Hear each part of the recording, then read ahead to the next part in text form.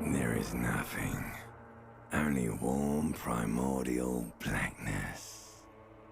Your conscious ferments in it. No larger than a single grain of malt. You don't have to do anything anymore. Ever. Never, ever.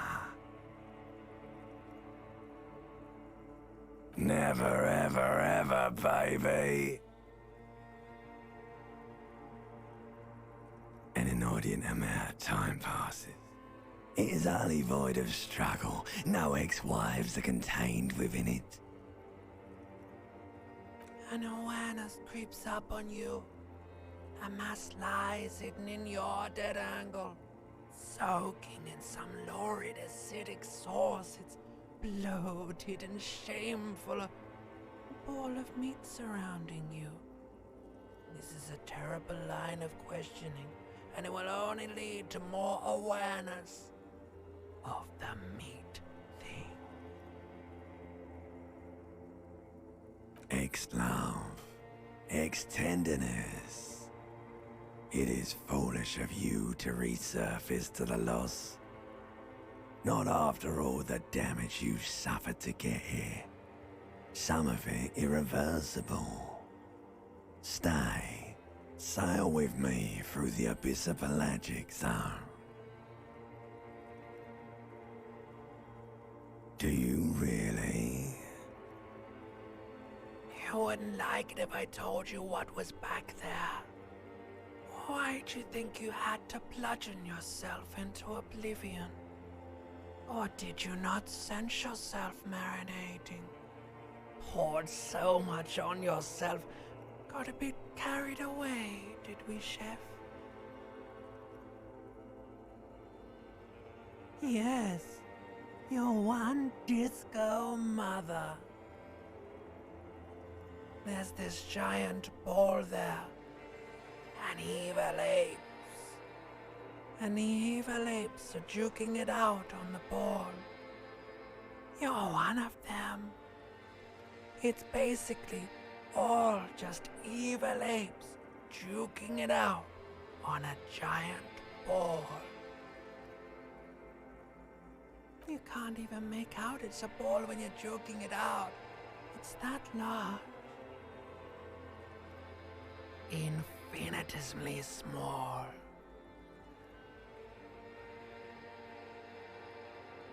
Vying for resources is just a stupid expression you picked up somewhere. The part of the presentation you want to take home with you is this. You have to beat the other evil apes in the face, or you lose. Yes, it is. And you drowned in that sadness a long time ago. You lost. The sound outside. You recognize it. It's a Caprice Canema motor carriage.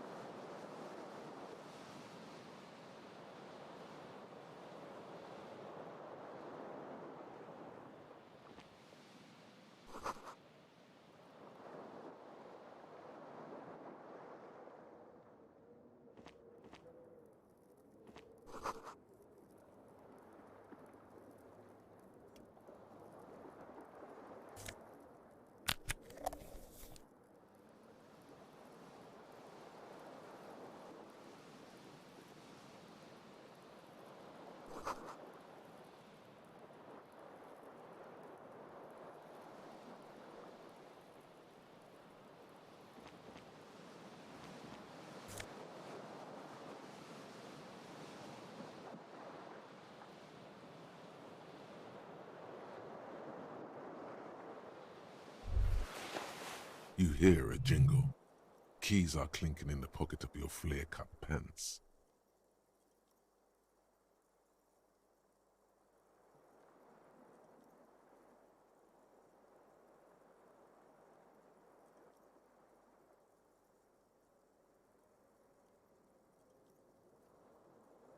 It says whirling in rags on the aluminium keyring.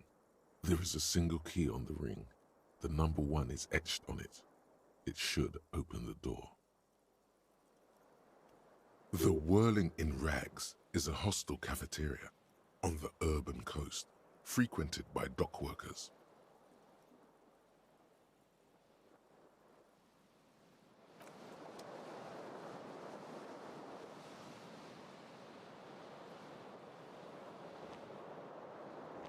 This fan has 2 chain pull switches. One ends in a tiny fan, the other in a light bulb. A truly horrific necktie has somehow attached itself to one of the blades.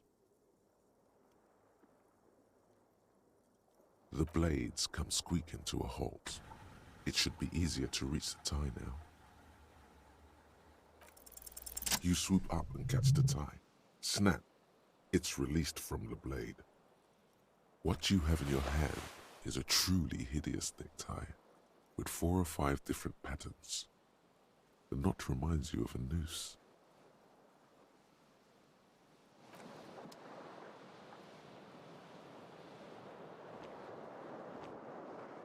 The window stands broken in its frame. Cold wind blows in.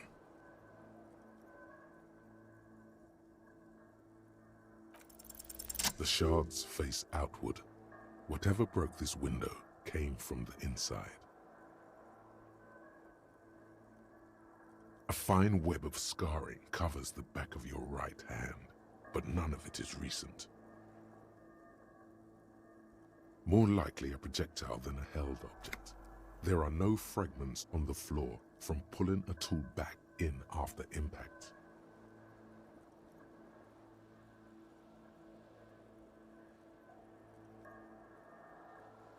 It is too large for a bullet, yet too small for a piece of furniture.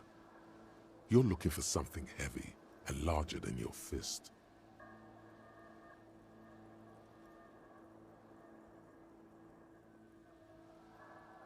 Like the green shoe that's on the hat rack in the corner, which, coincidentally, is missing its friend. Congratulations, you smashed the window with your own shoe. Now you only have one. If you're lucky, you can still find the other on the balcony outside. The door to it should be outside your room. You mean someone else took your shoe off and smashed the window with it? This person also forced the drinks on you. The cool wind gushes in. Your toes curl up from the cold.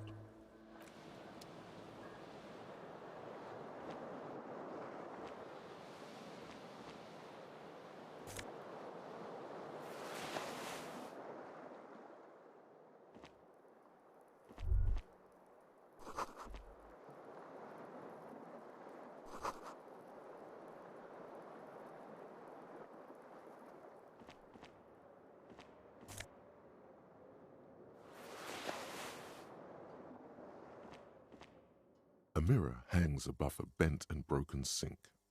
In a fierce discharge of masculine energy, someone has ripped half the faucet off.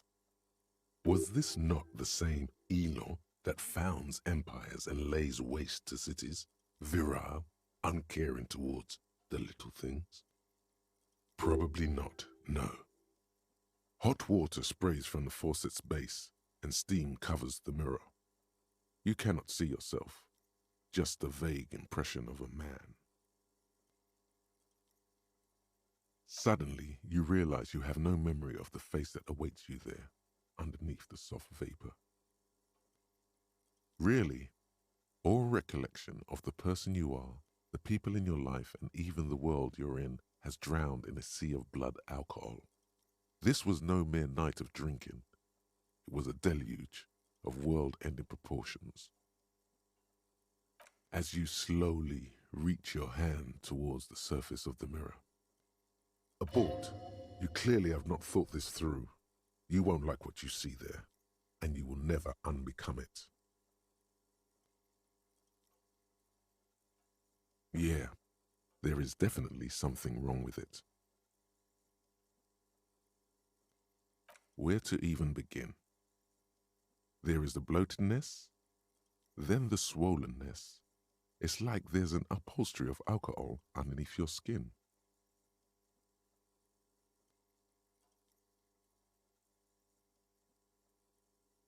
Bet you are. Your nose feels like a small balloon in the middle of your face. It hurts when you honk it. It doesn't appear to be a particularly tiny nose either. Not with all the drinks it's absorbed for you.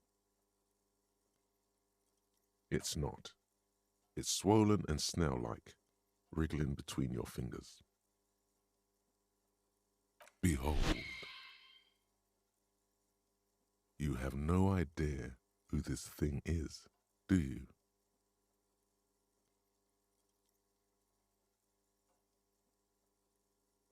It appears you're also dead. There's clearly rigor mortis on your face. Or wait, is that an expression? Are you trying to make an expression with that face? Why?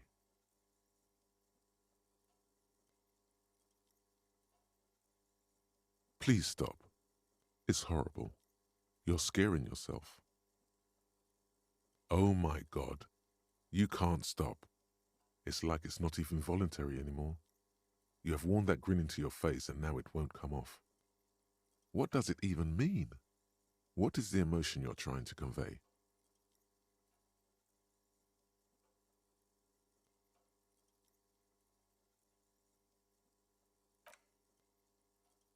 There might have been, 10 years ago.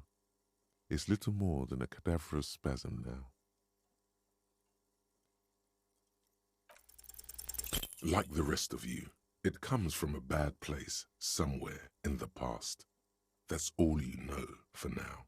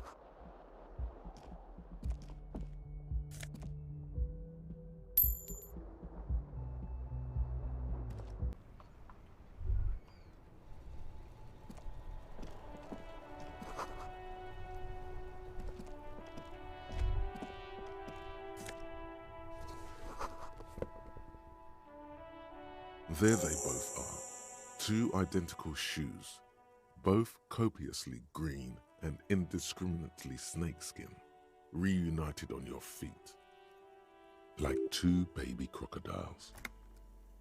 Good, they're balanced, comfy. Feels like the only good thing about you right now, truth be told.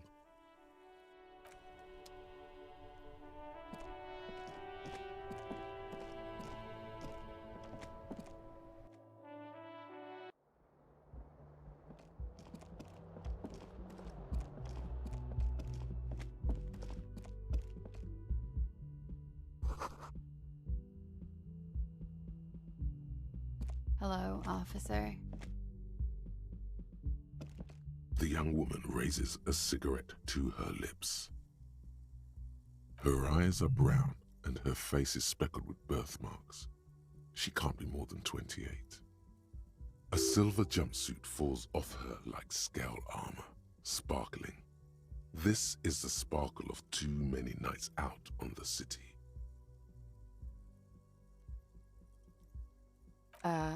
No.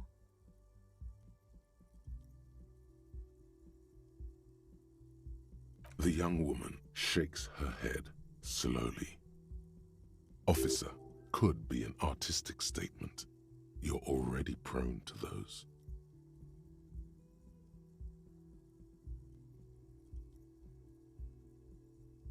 No. You're a police officer, sir. I'm not.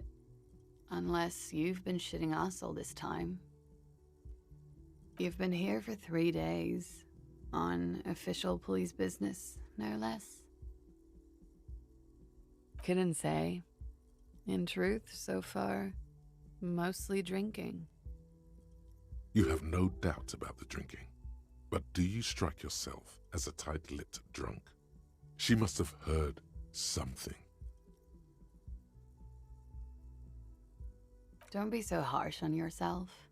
They let almost anyone be a police officer. Could it be because of the drinking? She hasn't had time to put her makeup on. This is her morning cigarette. She looks tired, her beauty waning faster than it ought to at her age. Of course. Be careful, officer. They don't like the police around here. Something stirs in you as she's about to go.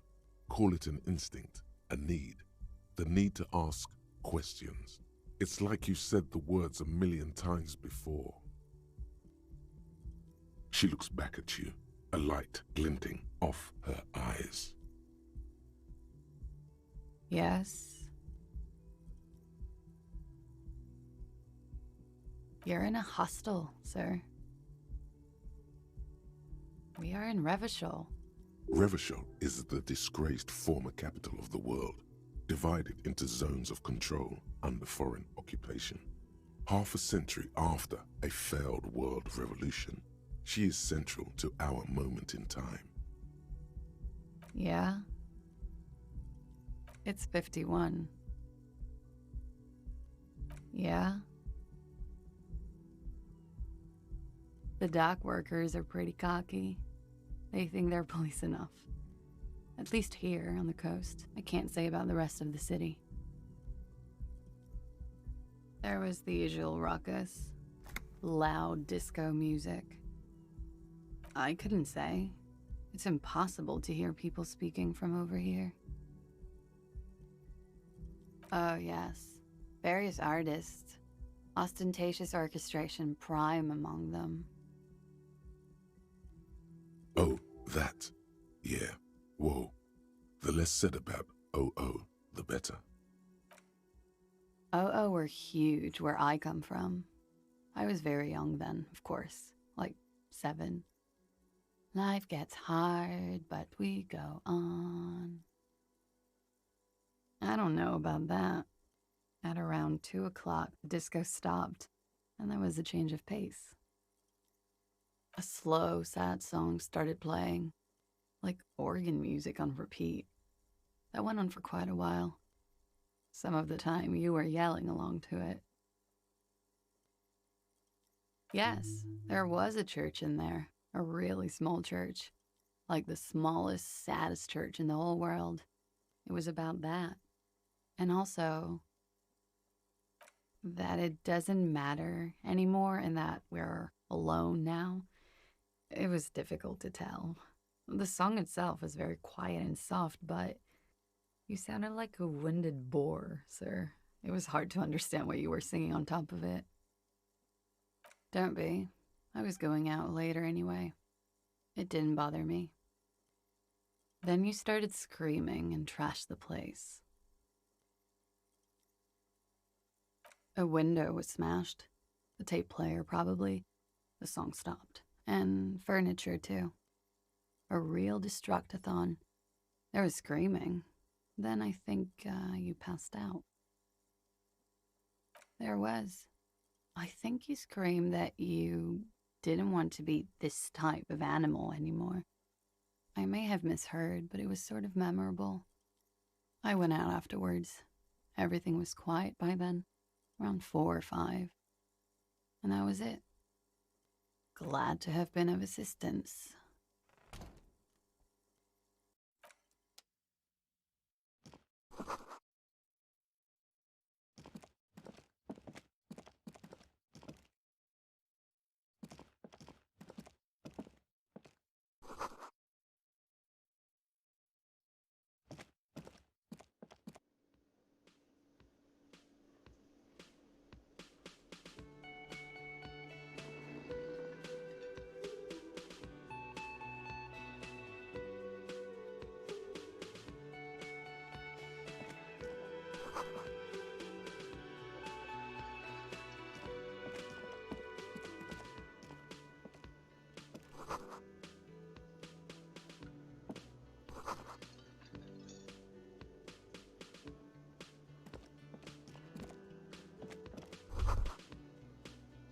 should totally sing karaoke here, the first chance you get.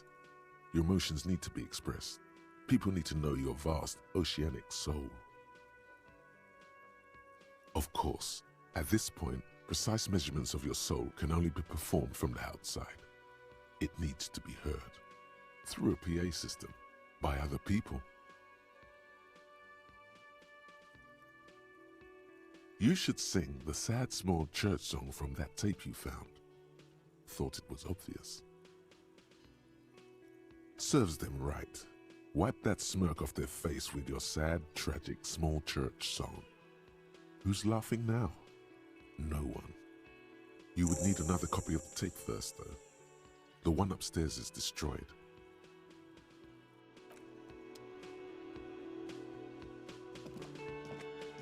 A man in his late 20s stands behind the counter, inspecting a stuffed seabird.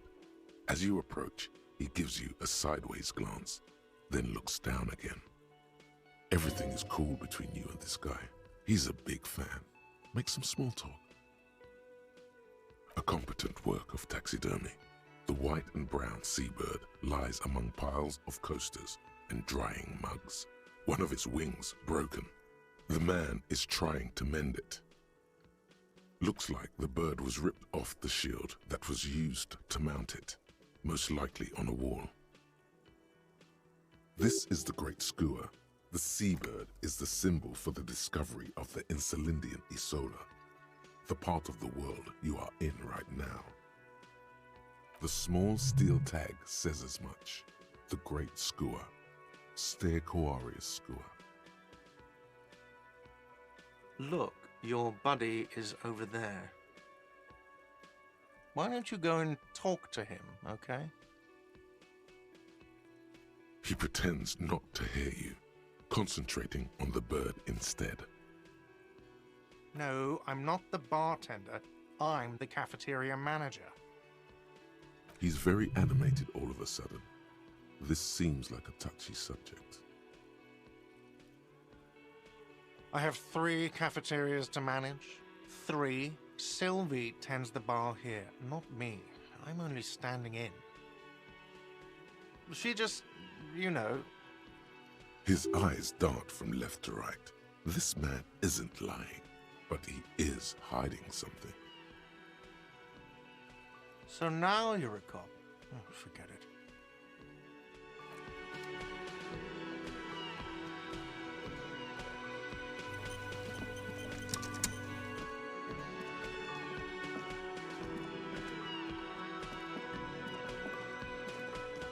A bespectacled man in an orange bomber jacket is tapping his foot on the floor. Looks like he's waiting for someone. You.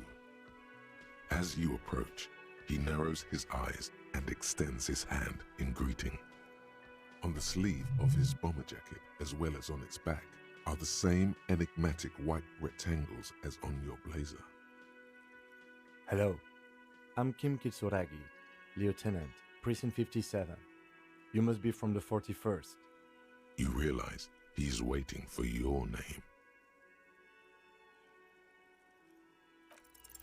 Concentration makes you squint your eyes. Your name should be deep gold and orange, like a forest fire looming on the horizon, but mixed with the stench of liquor rising from your breath. You're 2 steps closer to it, but there are still many to go. Very well, officer. It looks like we had a little scheduling error on Sunday. Saturday too, actually. Have you had time to talk to the manager here? What he means is, he has been trying to meet up with you for 2 days, but you have been otherwise occupied.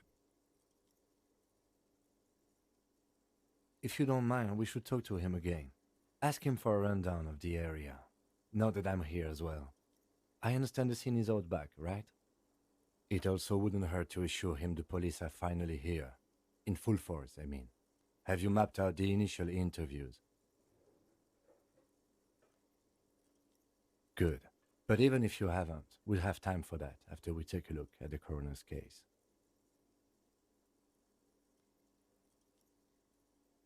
Have you removed the dead body from the tree?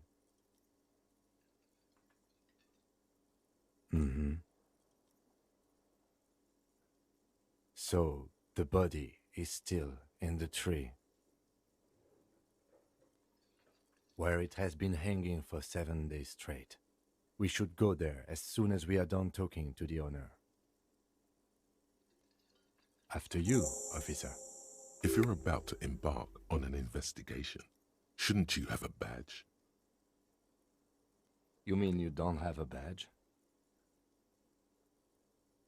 Losing your identification card is a serious matter. My vehicle has a shortwave. You can use it to report your badge missing. I advise you to try to locate it as quickly as possible, but getting the body down should still take precedence.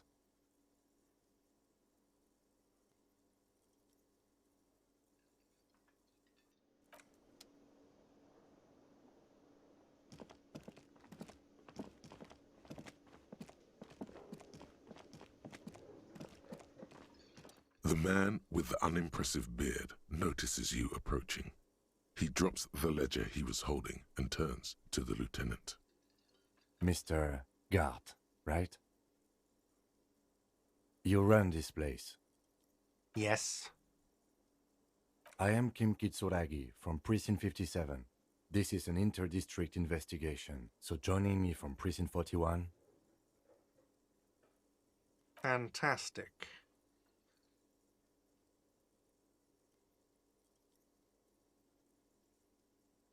That's wonderful, really. I think so. But there's a dead body out back. No one wants to work in these conditions. It's been a week. Sir, I understand your concern, but we are here to do a job. And for us to do it, I need you to stay calm. Yes, of course. I know it took us a while to arrive at the scene, but it also took you a while to call us. It was you who placed the call, correct? No, I only just got here. It was probably Sylvie who called you. She usually works the bar here. I'm only temporarily taking over her duties. Do you have her number? As a matter of fact, I do. This sounds like something you can use to call this Sylvie later. You said you just got here. From where? Are you a local? What, of Martinaise? No, I live in Jamrock. I only sometimes come here to keep an eye on the place. This is just one of the many, many cafeterias I manage. But you still know your way around, yes? In case we need directions. Yes, I know where some things are, but as I said, I don't live here. I just used to work here. And I'm not going to start working here again, if that's what you think. I didn't imply that. Detective. He probably means this is where you step in and ask your questions. His face expresses profound doubt in your having this. Ask him about the body's location before asking if he killed him. People give up information in the more innocuous questions, which you can later use in the more sinister ones, not vice versa. Behind this building, there's a courtyard. They hoisted him up on a tree there. That's easy. See that door there? First you exit through that. Then, to your right, you should see a big hole in the fence. A really big one. You can get to the courtyard through there. No need for the keys. The hole is big enough for the Franco-Nigerian cavalry to fit through. This man means the heavy cavalry of the innocents Franco-Negro, sweeping over the plains and nations of the enemies of mankind. 5th century style. Unified currency and the concept of cool came in their wake. They wore lamella and carried guns. But first and foremost, Franco-Nigerian heavy cavalry was really, really wide. That hole in the fence must be enormous. Haven't you asked me that already? What is it with you and this woman? She has nothing to do with this. Okay, you got me. She went away because of the dead body out back. And because I asked for her number. That's why Sylvie went away. I hope you appreciate that. Thank you. Is it? Because I thought you were supposed to be investigating the lynching, not my employer conduct. Good for you. Was there something else? I'd like to get back to what I was doing. Let's go. Not so fast. You owe me 130 real.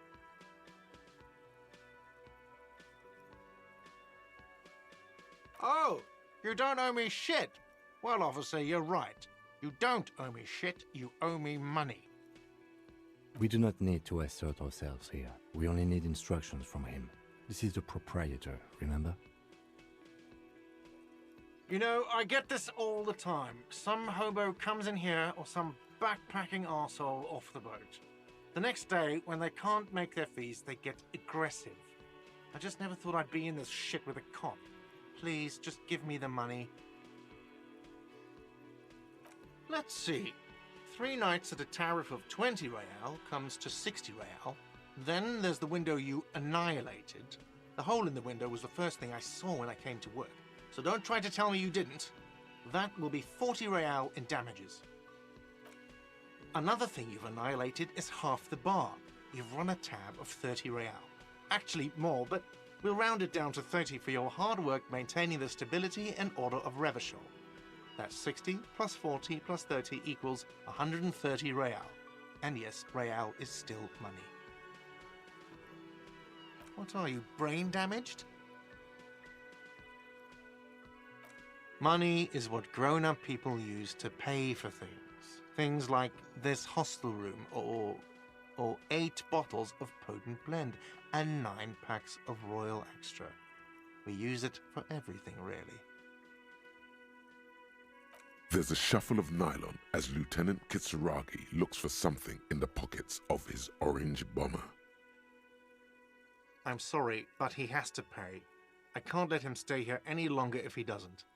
If he doesn't have the money by tonight, then... Officer, maybe you're better off working this from home for now. You live in Jamrock, right? It's not that far away.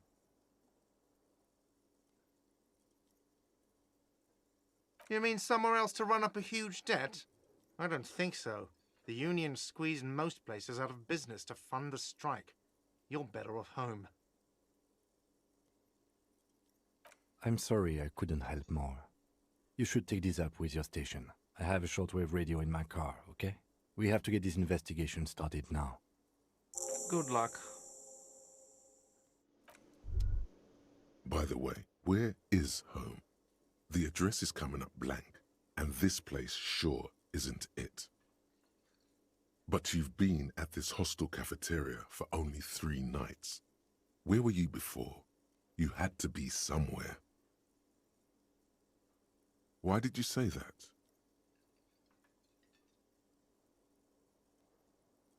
The old thesaurus comes up empty. Maybe you should ask the lieutenant. You don't really know, do you? A vague, blackened image doesn't sound like somewhere you can stay if you run out of money. You can try. Run some addresses in your head when you get the time. Maybe a street or an apartment will appear.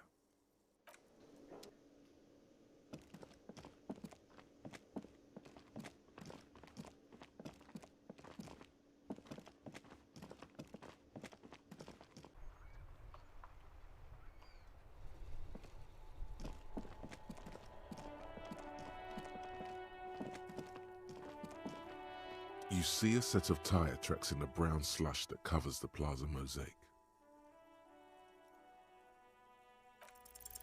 The tire tracks were left here by an unknown event that took place some days ago. It's a message, written in the language of burnt rubber. Some of that rubber stuck to the tiles right in front of the whirling in rags. This is point A. The driver started there, and then accelerated straight into the fence, left a hole big enough for the Franco-Nigerian cavalry, according to the cafeteria manager. The driver proceeded to back out of the yard, barely stopping before hitting the adjacent building. Before heading south, Must have been in a hurry. You are correct. This is a rather motor carriage-friendly city. I'm not sure. There are plenty of traffic accidents waiting to happen in Martinaise. With the jam right here on the roundabout, I would keep them separate. You could follow the track south. There seems to be a canal there. See where they went. If you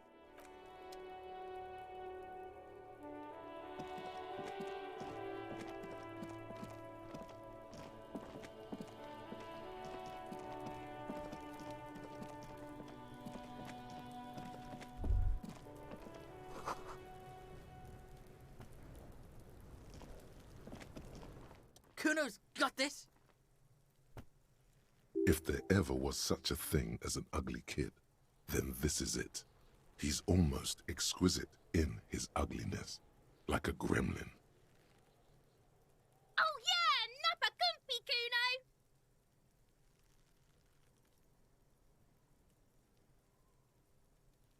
Right in the dick, Kuno! Get him right in the dick! It's love it in the dick. The boy is sweating profusely. His eyes are like two black holes and his jaw is twitching as if trying to break free from the empire of his body. The kid is obviously high. Fuck that, Kuno! Yeah, right in the mouthhole! Shits himself? The rake, Kuno! You should throw the rake at him, Kuno! The fuck? Does Kuno know what a rake is? Kuno's not a gardener.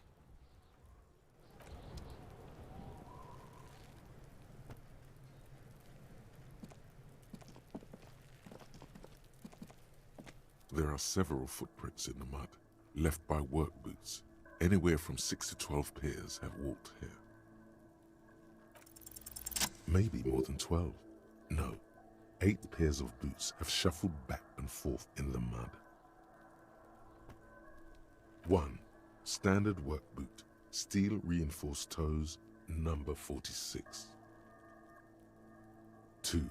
Standard work boot, steel reinforced toes, number 44. 3. Hobnailed work boot, steel reinforced toes, number 43.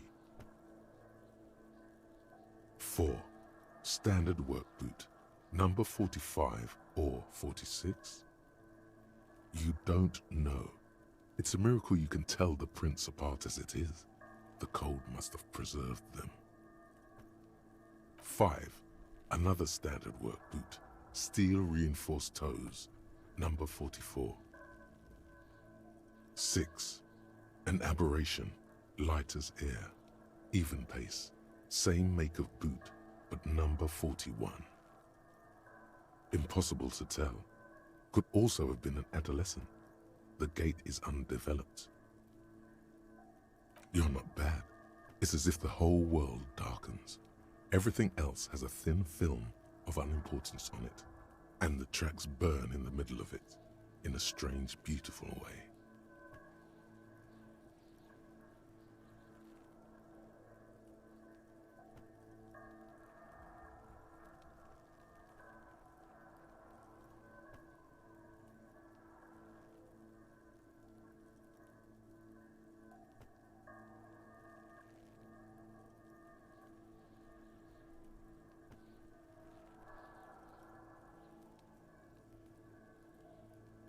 Seven, the glowing outline of a standard work boot, number 46, but the imprints are twice as deep as the others. The weight exceeds 200 kilograms. 8, and yet another standard work boot, number 44. There's an aberration in the pattern of the sole, however. The right sole is smoother, more worn. How many? I was pretty off then. I counted 20. I never got the hang of it. Hyperopia. Do you see anything out of the ordinary? 200? Could it be the combined weight of two people, one carrying the other who's tied up? Let's say a heavily built worker carrying a similarly built, soon-to-be-dead man. He might be right. 200 kilograms of living weight is unlikely. Possibly, yes. But why?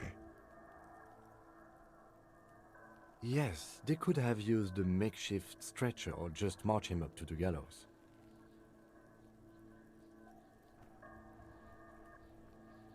Even easier to carry on a stretcher, or between two men. Anyway, it's for future consideration. What else can you see? Interesting. Let's name it the Old Soul. Someone operating a workbench with a pedal? Like a joiner at the harbor. Or maybe a drummer? No, it's not. Forget I said it. We are not looking for a drummer. Perhaps it could be a driver. A driver would wear out their right shoe before the left. The accelerator is on the right. We should keep our eyes open around the traffic jam. See whether anyone strikes out as a potential suspect. Seems prudent, no?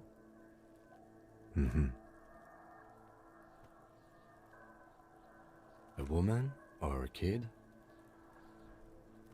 Understood. Anything else?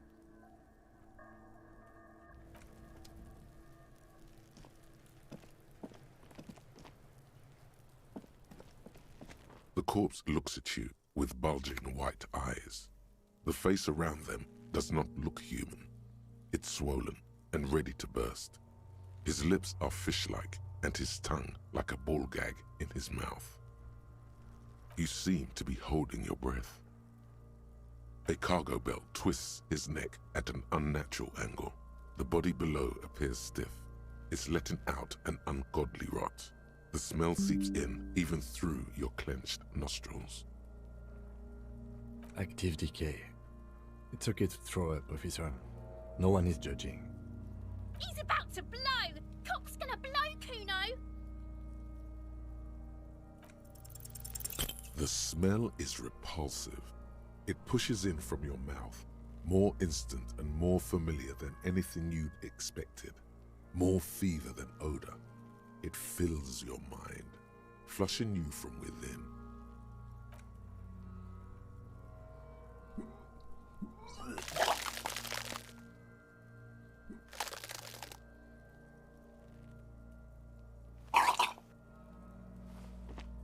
Too late. It's impossible to keep in. Your body curls and pushes it out, burst by burst. Until a pool of vomit lies under your feet and your throat stings from the stomach acid. The smell of Commodore Red rises from the pool. Among it, distilled spirit and bits of shish kebab. It's okay. Happens to everyone. Keep it. The hangover is clearly making this worse for you. You could use some ammonia to clear your head. If you can handle the headache, some officers use it to deal with cadaverine odor. There is Frit nearby, east of the hostel. They usually have a small apothecary. If they don't, there's a greenhouse here, and a gardener with a wheelbarrow on the corner of the whirling in rags. If she works here, she might have something for the smell. Pretty clever.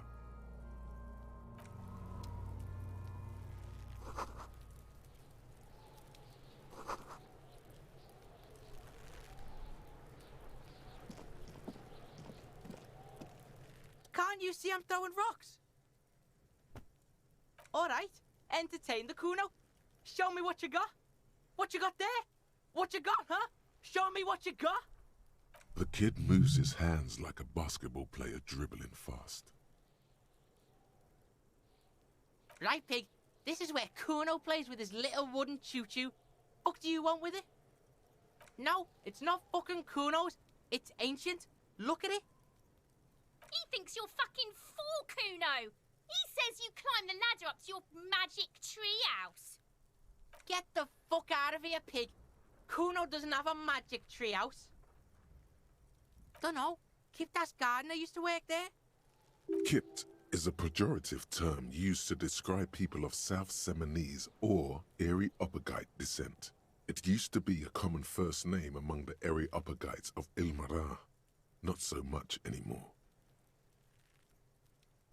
Yeah, that's what Kuno said. She couldn't handle the heat, so she took off. Kuno can take it. Shit's nothing to Kuno. Look, Kuno doesn't explain shit. Kuno just says shit. Yeah, her. What was she doing in the greenhouse in March anyway? What kind of gardening is done in March? Fish is sometimes used to fertilize the soil a few weeks before planting something. Maybe she was preparing the garden beds.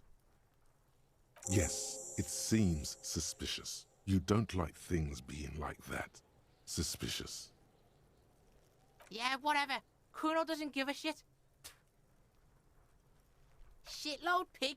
What's your question? Don't tell the pig shit, Kuno. This is where you quickly ask him questions. Real cop questions. Like a cop. Kuno's fuck gimp. Kuno uses the fuck gimp for target practice. He's trying to hide the fact that he doesn't know. Kuno knows what you meant. Kuno's not a snitch. That's all. Trying to make Kuno sing into the popo phone. Probably climbed. Kuno was busy down the road when that shit went down. You heard Kuno. Kuno wasn't even in Martinaise. Kuno wasn't in Revachol. Kuno wasn't regional. I don't know. Some fucking Mesk or I don't know. Some other place. Night City. Kuno was in fucking Night City. There is no Night City anywhere. That sounds like the name of a city in some pulp science fiction novel. Yeah. Kuno didn't smoke him if that's what you mean. Thanks, Kuno. That's one name you can now cross off the list. Just a couple of pigs sniffing around in the dirt. That seems pretty fucking suspicious to Kuno. Yeah, you tell the faggoty, Kuno. You're testing Kuno's patience here. Get lost,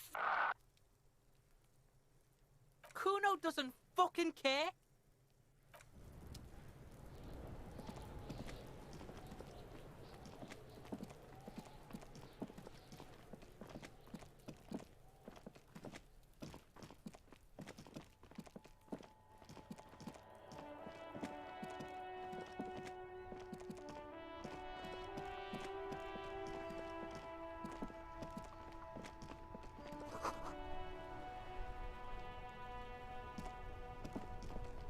The RCM in Martinaise. What can I help you with? We don't see a lot of police around here, that's all. Of course. What can I help you with?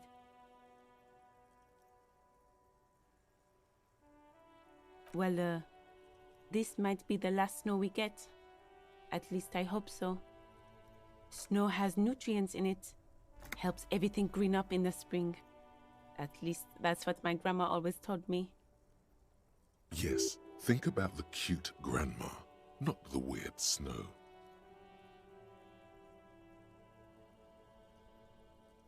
Nitrogen and sulfur mostly. And whatever factories and aerostatics exhale too, I guess. Stop looking at her. Look around. What do you see? That's right. And the canal, the bookstore, the harbour gates. This is a great vantage point for keeping an eye on you. Glad to have been of service. Now you know the locals are keeping tabs on you. Sure, I'm done with it. Go easy on that stuff. It gave me a terrible headache. Of course. Where to? There's the pier, the Cape Side apartment buildings, some more tenements. Not a lot, really. The harbour gates. Some kind of commotion, I think. I don't follow the local politics. A fleet store, too. Some shops and a bridge. The canal bridge leads to the coast, but it's broken, I think. Some kind of accident, probably. Just coast. There's a little fishing village there, and a fish market. but that got closed down ages ago. It's just water. No, actually, I think they call it the Martinaise Inlet. There are some islands in the bay, but they're hard to reach. No problem. Of course. I won't hold you back. If there's a corpse, then you're going to need those gloves for the autopsy. Sure, keep them. I have another pair.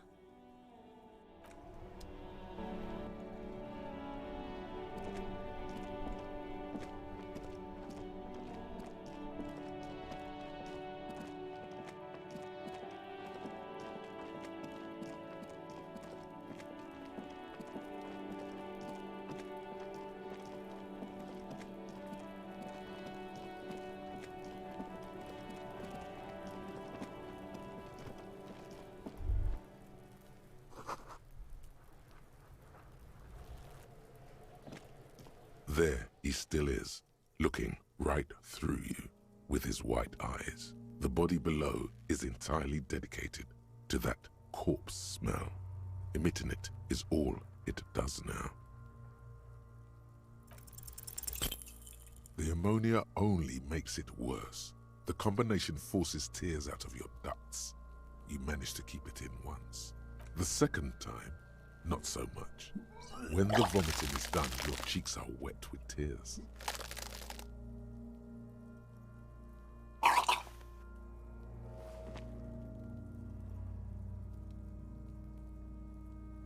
Nor does the wind right now.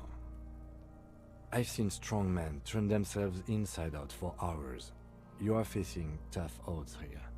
Alcohol withdrawal makes it considerably harder. That's probably a good idea. Clear our heads. But before we can do that, you need to get your shit together. We should go talk to the locals. Find something else to do while the wind changes. It's pretty bad right now. Give it half an hour.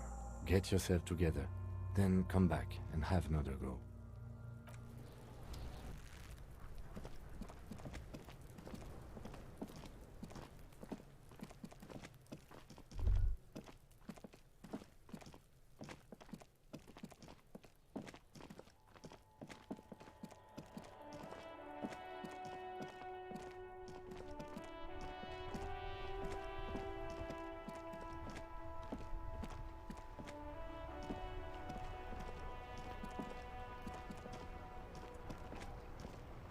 Before you stands a motor carriage. The bodywork is covered in blue and white livery, bearing the number 57. Vapor emanates from the large engine on the back of the vehicle. It hasn't had time to cool off yet. This must be the infernal machine, that toy from oblivion, the Caprice Kinema motor carriage. In the cabin, you are welcomed by a set of steering levers, a radio microphone on a hook, a pull-out toolbox under the seat, and the soft glow of the fuel preheater gauge. A scent of leatherwork and heavy fuel oils washes over you. The white suede feels luxurious under the touch, and the metal clutch handle so very familiar in your palm. Your fingers waste no time closing around the handle. Clutch disengaged. Release the handle. Clutch drops. Right foot yearns for the familiar touch of the accelerator pedal. You have synced with the machine's mechanical circulation. You feel an uninterrupted connection to the mechanics. After a while, you realize silence is your only answer. Do what you will with it. Of course it's only in your head. Of course it is. But it almost feels as if the clutch handle is gently squeezing back. The smell of freshly treated leather, the lack of dirt and dust on the dashboard, and a neat little brush in the cup holder, all seem to be whispering, "I'm good, cherished and cared for, in the hands of a tending owner." The handle is pulled back. Somewhere deep inside the drivetrain, the disc is mated to the flywheel again. In the cabin, you see a set of steering levers, a radio on a hook, a pull-out toolbox, and the soft glow of the fuel preheater gauge. The frequency tableau lights up, and the green button labeled Prime Line glows like a feline eye. And then you hear something. The soft purr of electrical kittens, radio waves cast far and wide over the metropolis. A woman's voice greets you through the static. This is Precinct 57. Hello, Lieutenant. How may I assist you? Hello, Alice. Please assist our colleague from the 41st Precinct here. I'm putting him on. Operating the radio is easy. Just be confident. You've probably done it 1,000 times. This is Officer Alice Demetri, Precinct 57. How may I assist you? Under the green Prime Line, a yellow saved button catches your eye. You wonder what the lieutenant's default radio station is. Just a second, officer. 10-2, 10-5. This is 41st. Come in. Over. The man uses relay code. You got this. You're a cop, and cops know relay code. 10-4, message received. 10-5, relay message. What's your status? Over. 10-18, state your message, sir. 10-9, over. 10-4, message received. This is a very serious situation. I need to 10-22 the captain. Over. Is it him? What does he want? Says he lost his badge and needs to report it. He what? He lost his badge? Who lost his badge? Dick fucking Mullen. Who do you think?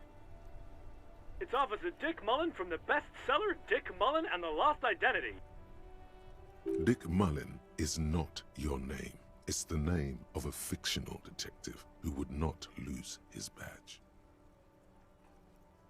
Defend yourself. Immediately. They're laughing at you.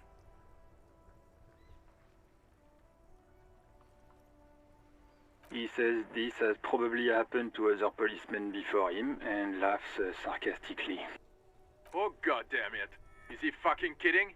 The whole station's gonna be dicked for this. Satellite Officer Vikmar is wondering if you might be joking and adds that this tarnishes the reputation of the entire station. Over. Mullen dicked us. 10-4, I hear you, officer. I'm just going to make a note here that you are in pursuit of your misplaced badge. Over. Fuck me. Mac, come here. You've got to hear this. Dick Mullen lost his badge. What's going on? Super Cop here lost his badge. He lost his what now? His badge. He lost his goddamn fucking badge. He asks you to please stop saying he lost his badge. Why? Did he find it? Sergeant Orson was wondering if you found your badge yet. Over. You don't have a comeback. Sorry. It's hard to think like this. He's not replying. Looks like he's still looking for it. 10-9, come again. I didn't get that. Over. New heights even for Captain Sober. Ask him. Ask him if he's lost his gun, too. Sergeant Orson wants to know if you lost your gun too. Over. Check your pockets. Check your... Holy fuck. You don't know where it is, do you? No. It's gone. It's not fucking on you. 10-9, come in, officer. Did you get my question? We were wondering about your gun. Over. Lying? Over the phone? It's easy. Just say it like it's the truth. And then it becomes it. He says he didn't. Thank God for that. That would have been a nightmare. I don't even want to imagine the poor prick who has to relay that kind of news to the captain. Losing his badge is bad enough. Tell him to find it, and fast. We can't have some gangbanger running around with it. We're all glad to hear you've not lost your gun, officer. You need further assistance? Over.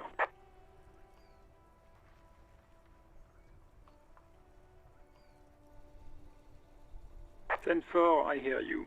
I don't have the authority to grant your request, but... What does he want now? He's asking for money. Is he fucking kidding? I don't think he is. Don't give that asshole anything. He's just gonna drink it all. Alright, that's a negative on the additional funds, sir. Over. Anything else, sir? Over.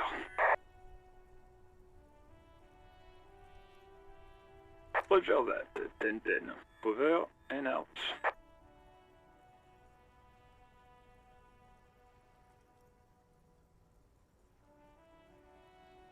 This is Precinct 57. How may I assist you? Of course. What is the number, officer? Yes, hold on. Her number is 005 1944 298. Received. Hold on, officer.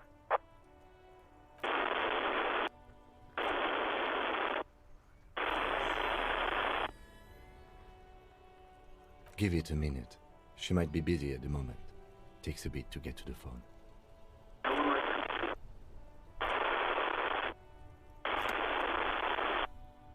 Officer, I have Sylvie Malaika on the line for you. Yes, hello? Oh, right. Hello, officer. What can I do for you? No, not me. No, sorry. I don't. Not a lot of people have phones around here. Copper thieves take the wires. People don't have the money to have the cables put in again. They use the Union's phone, or the one on the coast. So the Union has a phone, and there's one further down the coast. Got it. It was someone else. We'll find them sooner or later, officer. It just might take a while. What? Of course it bothered me. But I thought the Union already knew about the courts. No one calls the police. The Union would get angry. You know, what the Union says goes. People listen to them and they take care of their own, which is like everyone here. Legally, no. In reality, yes. Martinaise is de facto policed by the Dock Workers Union.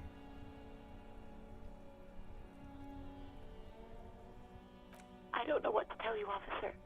I didn't call you because I didn't want to get in trouble with the others. With the Union. I'm sorry about that. Yeah, go on. You mean, why did I leave the bar? Honestly, I'm not really comfortable discussing it with you, sir. Why not?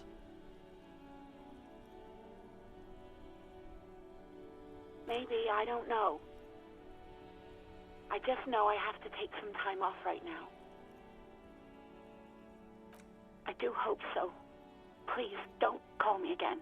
Bye. No, she doesn't have a problem with you. It must be someone else she's angry about. Some other guy. Like God. You know women and their constant problems. Yak, yak, nag, nag. How's one supposed to get the love going like that? That's where you step in. You're Lieutenant Love, matchmaker extraordinaire. Help the poor girl out, lest she turns into a spinster. What misogyny? I'm just telling things the way they are. Can't a man be honest in his own head anymore? You have to act, Lieutenant Love. You have to calm that hysteric down. Tell it you've got everything under control. Then go and have a little boys' talk with God himself. Think you can do that, Lieutenant Love?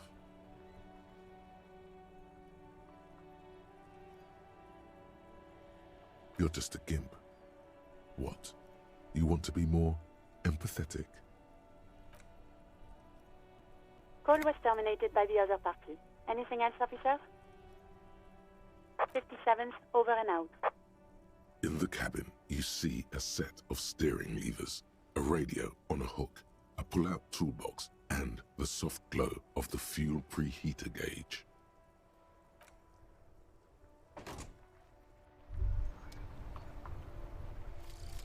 Volumetric ship compressor. Bizarre scientific news from Revachol West today, where a police officer's shit has been observed at a pressure of around 495 gigadecimals. These metallic hydrogen levels of shit togetherness were thought to exist only at the center of collapsing stars, not law officials. It remains to be seen how long the shit singularity lasts.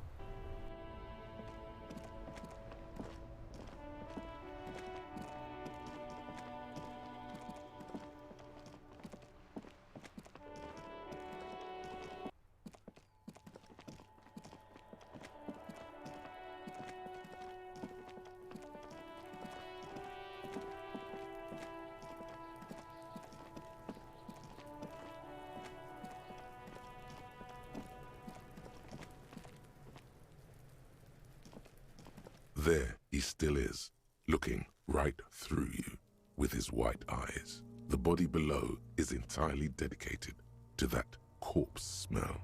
Emitting it is all it does now.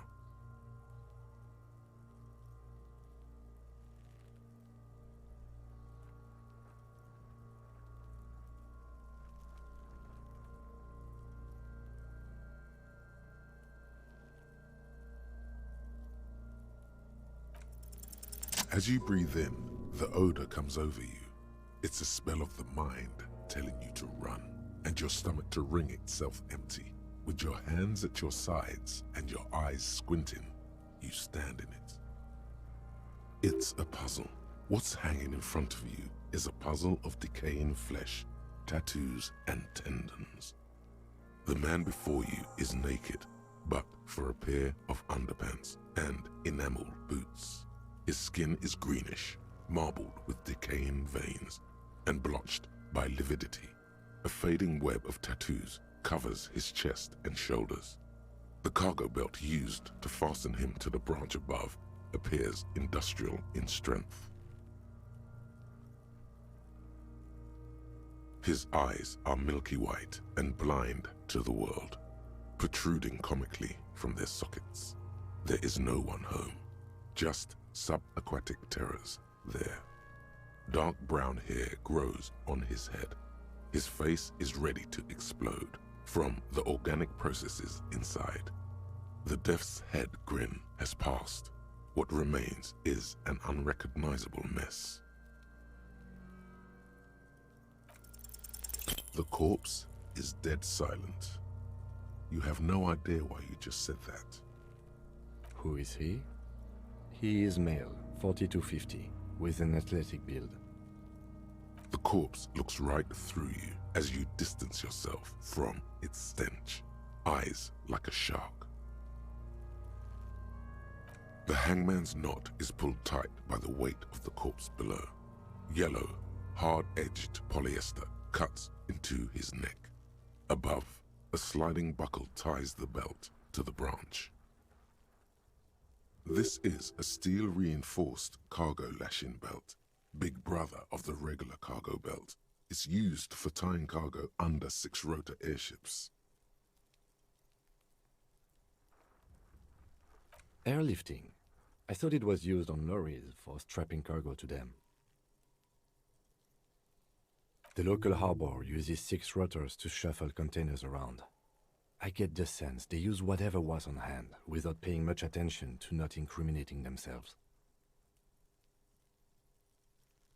I was afraid it would be. Thin steel wiring, parallel strands. This makes getting him down more problematic than I had assumed. A noose is one of those things that's easier to use one way around. That ladder can't carry a grown man. I didn't see any splintering either, did you?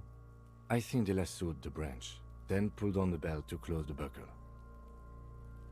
Could be. The shape of the branch supports the theory. The brief suggested as much, politically motivated by the ongoing strike. Did you not get a briefing? Then you should ask me the first moment we get. The cadaver hangs from the cargo belt, limbs limp and torso covered in tattoos. The material appears to be ceramic. Its clean white stands in stark contrast to the decaying flesh above the knee. The man wore thick polymer socks, probably for padding. A fine array of interlocking plates covers them. Delicate and fragile, they feel alien to the world around you, out of place somehow. These are clearly not boots. They're armor, possibly part of a larger set. Indeed. Technically speaking, these are sabatons, not boots.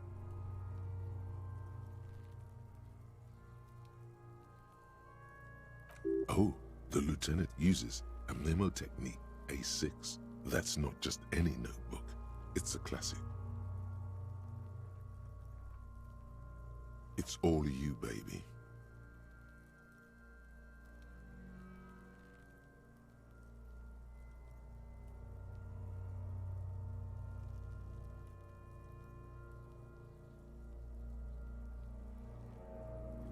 Ceramic plate. Zirconium dioxide, most likely. This is where the make would be. Under the hill. Fairweather. Fairweather model T500 VE. I'm guessing that's vitreous enamel. This is advanced stuff. It is. It's expensive. We've requested similar material for our tactical units for years now. The constabularies deemed it too costly. In that time, we've lost 6 men to semi-automatics. For a full set, about 4 years of wages. For the northwest region of Revachol, an officer's average yearly income is 5,500 real, unadjusted for rank. By catching, do you mean, let's not log them as evidence? Let's steal them? Of course. The lieutenant nods often. It's part of his unplastic expression range, communicating both professionalism and sarcasm. This time, the latter. That's for us to find out. My initial report on the area suggests he was a security guard for the harbor company. But that's just hearsay. I agree. This equipment is way beyond what a guard can afford. A small bell-like sound fills the air, like tapping on the side of a porcelain cup. It's anything but. This material is a kinetic redistributor. It spreads kinetic energy horizontally, from plate to plate, dissipating it entirely. See? Faint, organic lines cover the plates where they separate into smaller ones. These plates then divide into smaller plates until there are hundreds of them altogether. Like whirls of floorboards, the design looks organic, influenced by highly resistant wood materials, like lignum vitae and ebony perhaps. If trees were made of porcelain, this is what their cross-sections would look like. The smooth, glossy surface fractures into ever more intricate interconnections, peaking on the right sabaton, where you notice. The whirls are in the shape of a letter and number combination, E50, 100, 1000. Good. Can you read it to me? X5415 6745 678 222. Let's lie. We have a make and a number. That's something. We can use the radio in my kinema when we're done. Either station can chase it for us. The locals probably scavenged it. It would be odd if he had more on after 7 days. We should keep a lookout for these pieces. The armor could yield information. Maybe he'll know something. The sabatons dangle off the man's decaying form, ageless and synthetic.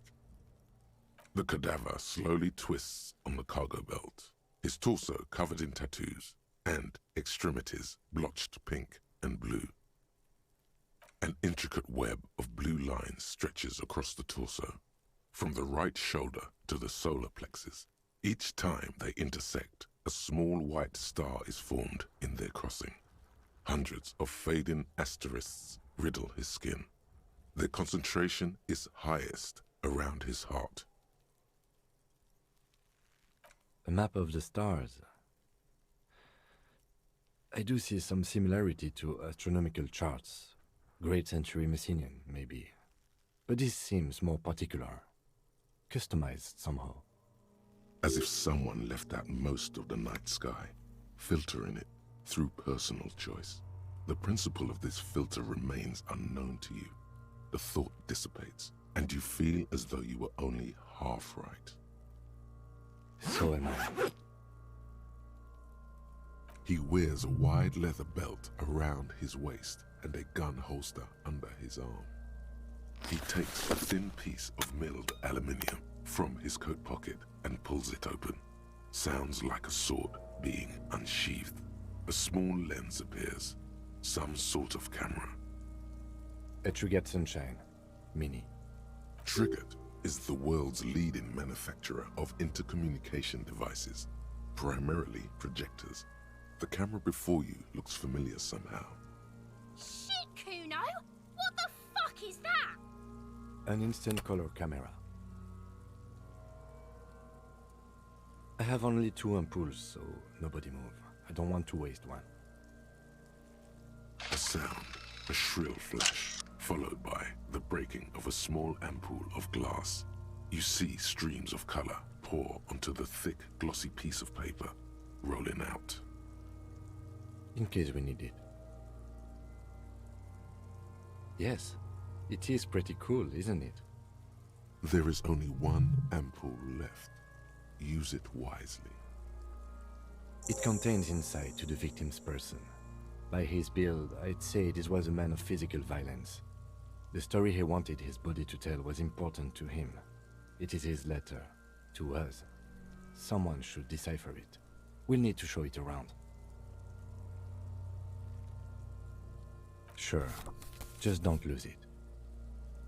The glassy-eyed corpse looks by, his mouth mute and his skin as colorful as the chemical rainbow on the photo paper, teeming with opportunistic organisms.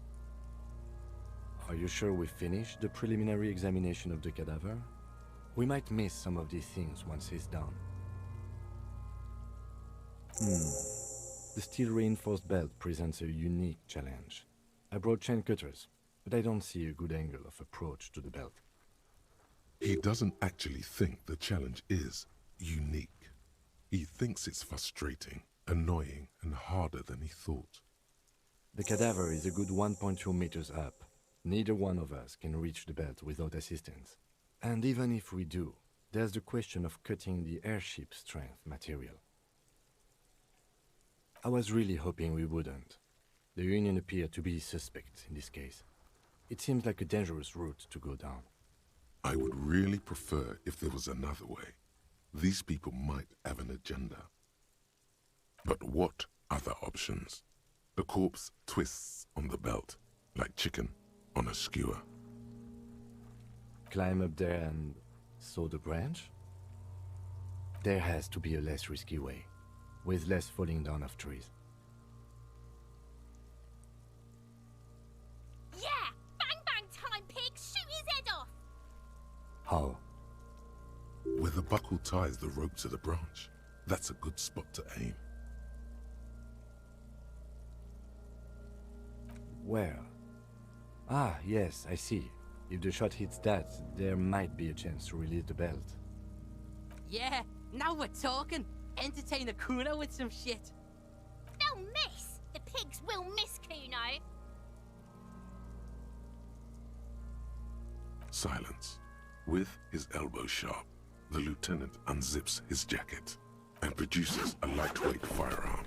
He drops a paper cartridge in the barrel, separates the scouring stick, and gives the cartridge 5 tucks, securing it in place. That's a Kiel A9090 Armistice, mass-produced muzzleloader, ascetic, frugal, one of the most common firearms in the world.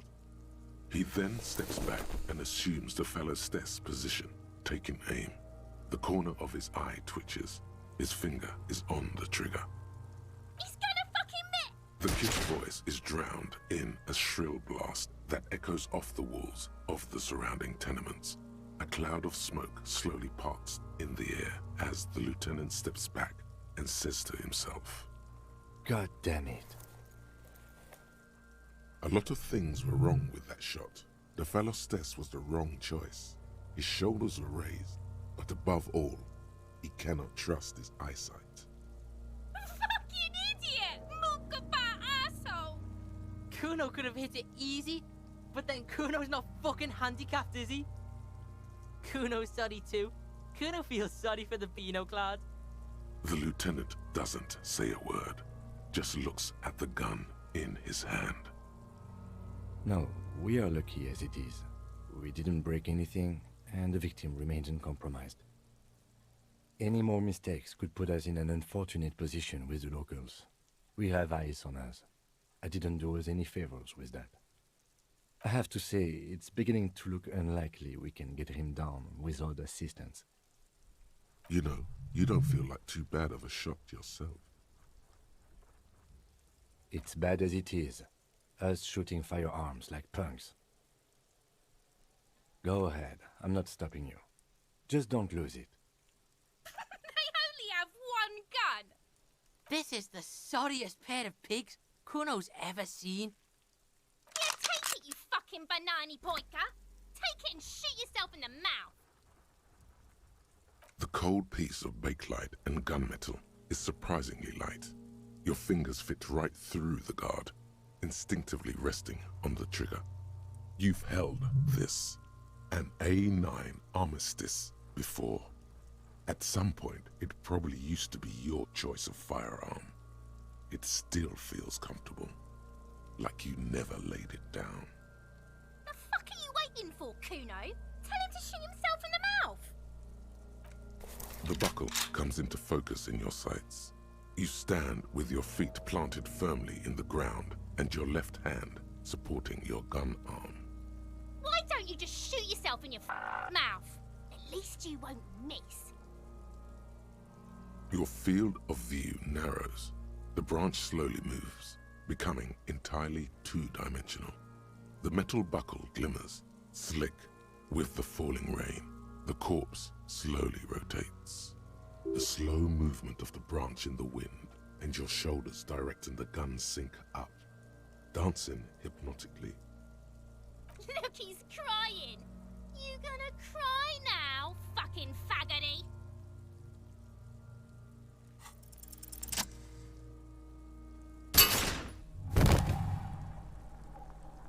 The buckle explodes into tiny pieces, coming loose with a whir. With your hand numb from the recoil, you look at the body slump down. For a moment, the man appears to kneel in front of you, looking straight at you, helpless, trapped within itself. Communism. It takes a millisecond for the association to flash within your cortex. You have no idea where it's coming from, only that it's right. Then the rigor in his muscles gives up, and he smashes sideways into the spring mud, letting out a horrid stench. Fuck you, Kurpale! By being a damn good shot. Ace is high. The ace is high, a custom invented by the aerostatic brigades during the revolution, is used to celebrate success in Revachol, especially in sports. The gesture has spread across the world, despite the defeat of the revolutionaries themselves. You could add an ace's low to it, if you like, by turning your back after the high and waiting for another.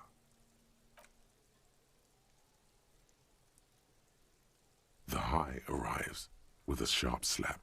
As you turn around, there is a moment of doubt. Feels like that low ain't gonna connect. Chill. It's gonna connect. But then it does, and with furious precision. The lieutenant is not one to leave an ace's low hanging.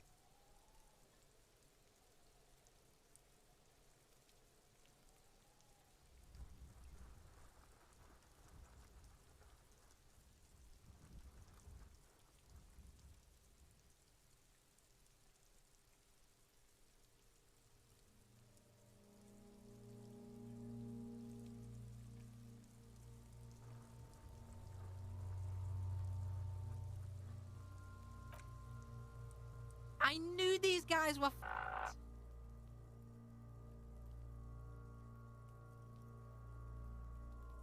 Officer, let's keep our attention on the victim. We will perform a field autopsy and determine the cause of death. But before... Excuse me. Slumped on the ground like that has not improved the way the corpse smells. The fall seems to have released something deep inside it. It looks like I feel like taking a break from the stench. I'm sorry to interrupt the jubilations here. Just a little breather before we do the autopsy. In the meantime, we should try to interview Evrard Claire, the leader of the Union. Harbor property was clearly used in the hanging. The harbor just east of here. Getting in might prove a challenge, though. Or we could ask around for the representative of the logistics company. My initial information says the Wild Pines have sent some sort of strike negotiator to wrangle control back from Evrard. You could ask the gardener for directions. Yes, and those were the interviewees. Let's go.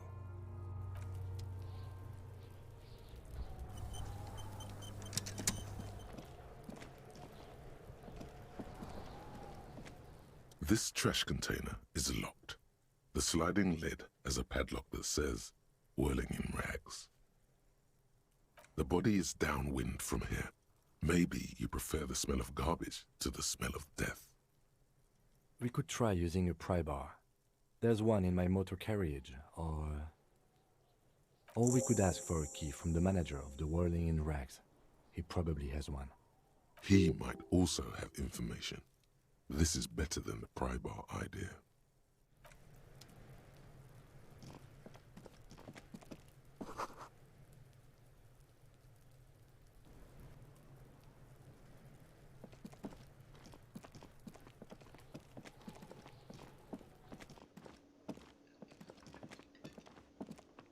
Can I help you? Mine? No, it belongs to the Whirling in Rags. Thank you for clearing that up. Why do you keep the container locked? Why? To keep the hobos and drunks out. That's why. And the neighbors too. They put their trash there and they don't pay for the garbage company. I thought as much. And are you the only party with access to the trash container? Well, yes. Us and the garbage disposal company. It seems a little callous, doesn't it? Something stirs in you. Prod at him and find out.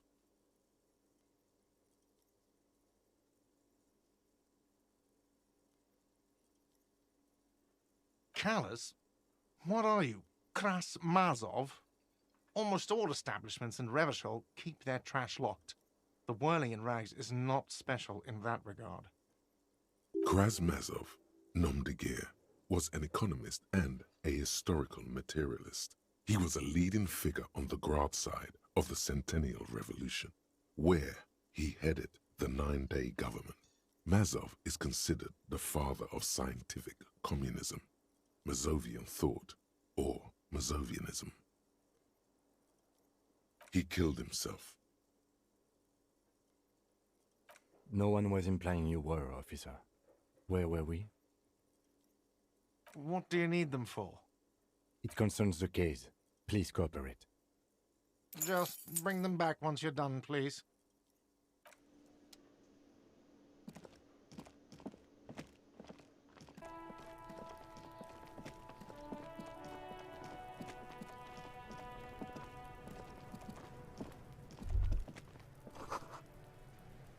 This trash container is locked. The sliding lid has a padlock that says, whirling in rags. With a well-oiled crack, the lock pops open. It should now be possible to simply raise the lid. Don't. Maybe you shouldn't. Just a feeling. A warning from some part of you.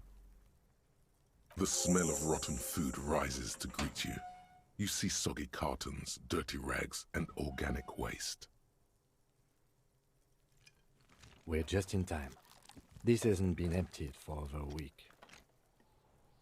You see milk and egg rest with one broken egg in it. Some pasta wrapper. Picking up the soggy packages somehow feels familiar. You've done this before. The movements are recorded in your elbows, the methodology in your fingers. You're used to this. No, searching for evidence in the trash. A box falls into pieces in your hands. Baptiste Soleil cereal. There are plastic pasta packages below, and turbo noodles. Nothing of note, however. Among the threadbare kitchen towels, something catches your eye. A pair of denim trousers. As the legs of the slime-covered jeans begin to unspool from the garbage, a rank corpse smell fills the air. The victim's clothes? Cadaverine odor is faint. If these belong to the deceased, they were removed when he was still in the early stages of decay. Drop them in here, officer.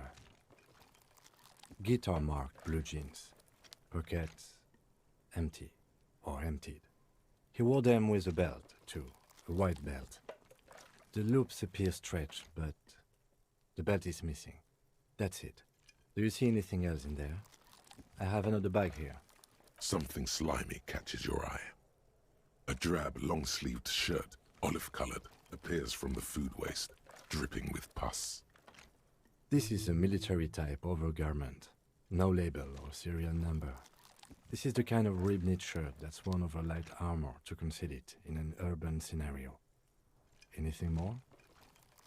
The rest of the rags are just kitchen variety waste. A yellow old mug that catches your eye. But other than that... All right. We should go to Gart again and ask if he knows who put the clothes in the trash. It could be as simple as someone from the hostel cleaning the yard. Or that one. I'd advise against confronting that force. Not really. All we know is the victim's clothes are in the trash. The lid was locked and his establishment had the key. It's just a small loose thread. The lieutenant nods, then looks back into the trash container. You pick out a broken mug with an oddly racist depiction of the yellow man frolicking in saffron. Only in its social sensibility. Mm-hmm. It's just organic waste, cold and slimy on your hands. Apple and potato peels, mostly. Unidentified sludge, and the occasional chicken bone thrown in for good measure. But hey, what's this? A blue piece of plastic sticks out from the apple peels. It's shiny. Looks like the corner of something. Something larger. A clipboard. A blue plastic clipboard with moist papers hanging from it. They look badly damaged, but you can still make out forms and notes, written in a man's handwriting. Officer, is that your paperwork? It is. Look, the plastic has the RCM street grid on it. You've even got an autopsy form in there. If you don't mind me asking, how did this get in the trash?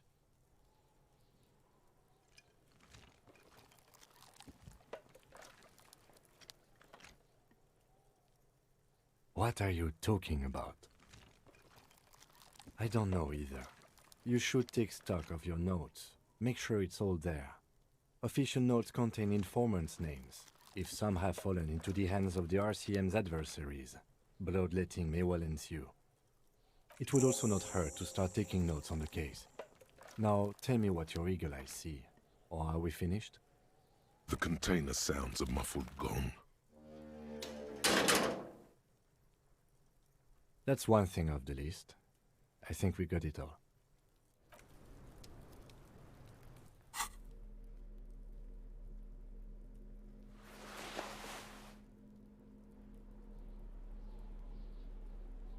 It's the ledger you found in the trash. A pitiful cabbage of white and yellow papers hanging from plastic board, barely held together by a metal clip. This sad display is made complete by the faint smell of urinal cleaner. There's a piece of toilet paper, or is it cleaning tissue? No, it's toilet paper, desperately sticking to the back of the blue plastic clipboard. It's a metaphor for you. Thank you, waterlogged ledger, for spelling it out for us. It's just toilet paper sticking to the back of the plastic clipboard. You can take it off if you want. If you want it to be kitchen tissue, it can be kitchen tissue. It's not though, it's toilet paper. Still wet, the toilet paper, I mean kitchen tissue, sorry, peels off the plastic easily. All you have to do is shake it off your finger and voila, the ledger now looks marginally better. An aluminium block runs the width of the board, biting down on the paperwork. Its crocodile teeth are the only thing keeping the papers together. A regular pencil, the tip worn down to nothing, has been attached to the clip. The surface is interrupted by a silvery sticker. It's rectangular, sparkling with iridescence. You don't know how you didn't notice it before. Looks like an official mark, made to be low visibility outside the right circumstances. What? That thing. It's a halogen watermark. We use it for adding information to RCM property. It depends. Aside from an anti-counterfeiting stamp, mine has my station number and address. The information varies by date of issue. Maybe yours will have how many cases you've solved. Any capable light with the right wavelength will do. All RCM vehicles have headlights designed to reveal halogen watermarks. Mine too. This means you can read the watermarks if you just turn the lights on. Okay. While a bunch of sodden papers sag from the clipboard in your hand, it's a sorry sight.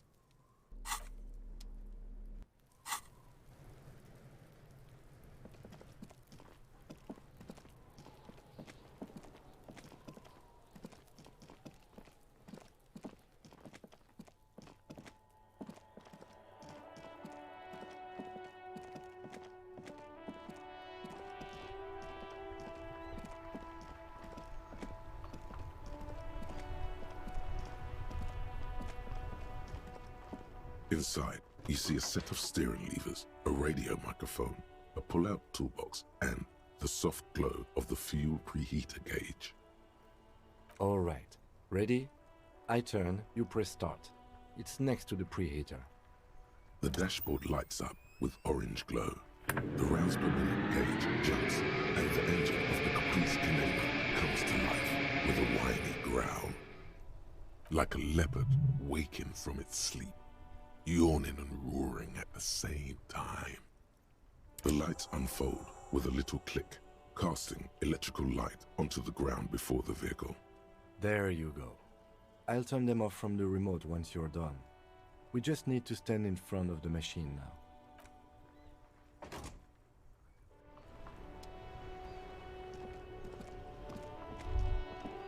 As you hold your ledger's clip under the headlamp, an iridescent hologram appears.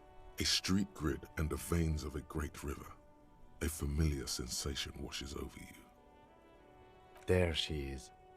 Revachol West. Borders of the watermark are dozens, no, hundreds of micro-perforations. The rectangular watermark is overlaid with the logo of the RCM, and yet the major arteries of Revachol are all recognizable. They shimmer in the Kanema's headlights. A rat brazenly darts past you and disappears amongst the stopped lorries. In the distance, a child somewhere shrieks. A woman reprimands her in a voice no quieter than the child's cry. Ah, Martinaise. Let me see. Right here. No, it does not. There are many of them, and they are divided into 3 separate rows. The first row has 18 dots. Not bad for what? You don't even know what it means yet. The next is the longest. It runs all the way around the border, and then some. You count 216 perforations. Considering that nice, large number, a wave of pride washes over you, though you can't say why, precisely. The last row has 3 perforations. That's it. Those are perforations. They represent your record as an officer of the RCM. They are your statistics, as it were. I should have guessed you'd keep a record. Officers often do. Let's take a look. Alpha male officers who are proud of their numbers often do. It's meant. The first row represents your years of service. 18 years. Okay, not bad at all. What did you do before you volunteered? That's what it says. I might have guessed even longer based on your age. What did you do all those blissful years of your youth? No shame in working a regular job, detective. Sometimes after a long day of doing this, I even envy it. Let's move on, shall we? This next row, the one that wraps all the way around, is your number of closed cases. Closed is good. It means finished. You've got, let's see... Wow, more than 200. It's quite a lot, even for someone who's been on the force for nearly 2 decades. Usually, clearing more than 10 cases a year puts you in the 90th percentile of all RCM officers. Call it what you want. You were a valuable member of your precinct. Now, let's look at the last row. Right. Those are your confirmed kills. You've got precisely 3 perforations there. For an RCM officer, especially Precinct 41, which is in the Jamrock quarter, it's rather tame. I mean that in a good way. There are certain officers who treat their kills like some kind of ghoulish game. If they do happen to solve a case, it's usually by accident. But it seems as though you are, or at least were, one of the good ones. So we have that to be thankful for. Yes. The lieutenant nods. Right. I'll go turn off the lights.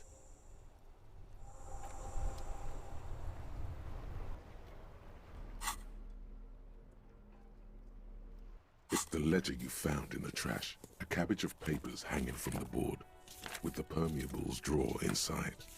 It's barely held together by a clip, then made complete by the faint smell of urinal cleaner.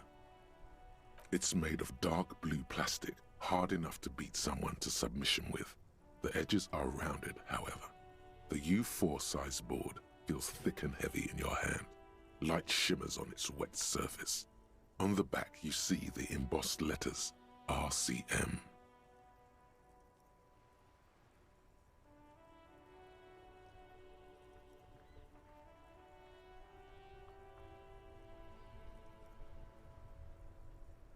Something rattles inside, ever so lightly. Is there a hidden compartment? And something small inside, light, made of paper or cardboard, or dried flowers perhaps.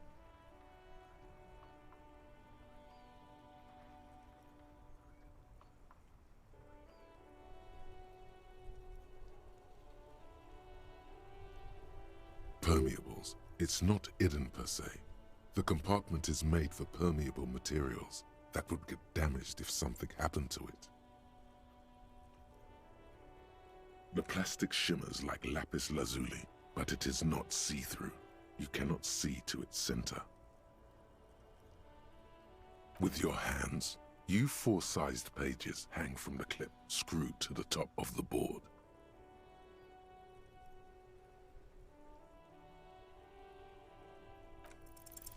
Is not what you end up doing. You squeeze the plastic to slide it open, but nothing happens. Then you bend it some, then crack it. The goddamn thing is stuck.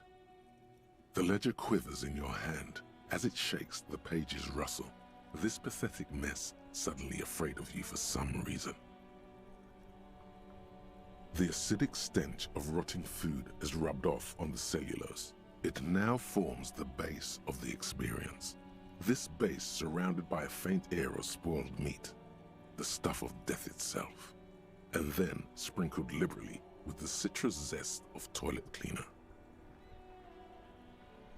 You know, like the bits they put into public piss bowls, probably called Fermi Discrete, or Axel, or something. At some point in its journey, the ledger has seen the inside of a public toilet. Remember when I said the smell of the upstairs bathroom was so rank they should have sent a poet to describe it?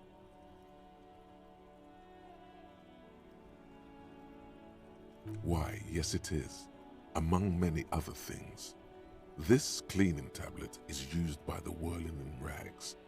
Perhaps that's where the ledger was dropped in the toilet. By you.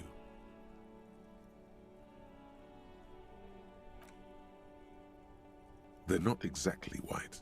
They're yellowed in patches by sunlight and alcohol and covered in dense blue handwriting. Ink escapes into watercolor patterns, reaching its tendrils across entire pages. The paper itself is checkered with faint red lines, forming short paragraphs. Once in a while, there's a red stamp that exclaims, "Case files commit to paper." The case files themselves are plenty. You count more than 100 sodden, crumpled up, earmarked pages falling apart in your hands. They appear to be sufficiently organized and extremely dense, if mostly illegible.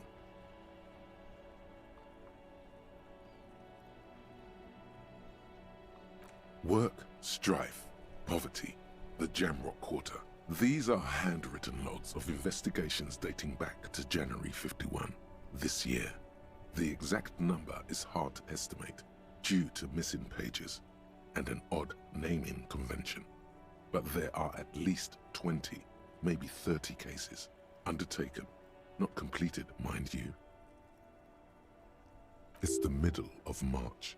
You have attempted 2 cases a week on average. What do you mean? Is that all? The notebook is annual. It says 51 on what remains of its cover. A molten strap of cardboard. Everything prior to this must have belonged to a previous volume. In short, there was more. There is, for precisely one more. 15 pages near the end remain untouched by the damage. The checkered grid forms a structure of passages, breaking the case into subtasks to accomplish.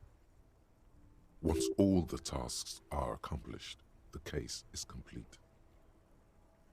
Sadly, the ledger only comes with an old, worn-down lead pencil. It's unfitting of this monumental event. The ledger only comes with an old, worn-down lead pencil. It will do, barely. But the lieutenant looks at his blue notebook. 2 fat, shiny pens hang from the binder, like large caliber bullets on an ammo belt. He is not really saying anything, just standing there, looking at them. Know that I give this to you with resentment. The tasks you've completed flow out of the blue oblong pen in a brash freehand uncannily similar to the rest of the letters. The wording comes easily. It's almost robotically simple, a language developed for mental rigor and simplicity. Inspect the victim's body. Get the body down. Interview the cafeteria manager. It's not exactly poetry, but poetry would be out of place. A satisfying slash sounds across the paper. You're done, it seems to say. And you, and you. Things to be done and things already done. The composition of reality. This is an extremely useful tool for a detective of the citizens' militia. Now all that remains is to name the case. No, actually. Any ideas?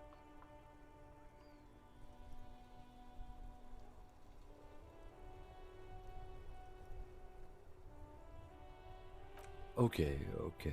It's a good name, but it has one problem. This case has nothing to do with the setting sun. At all. It has nothing to do with that, so... something more concrete, perhaps? Do you have something concrete? Mundane, usual?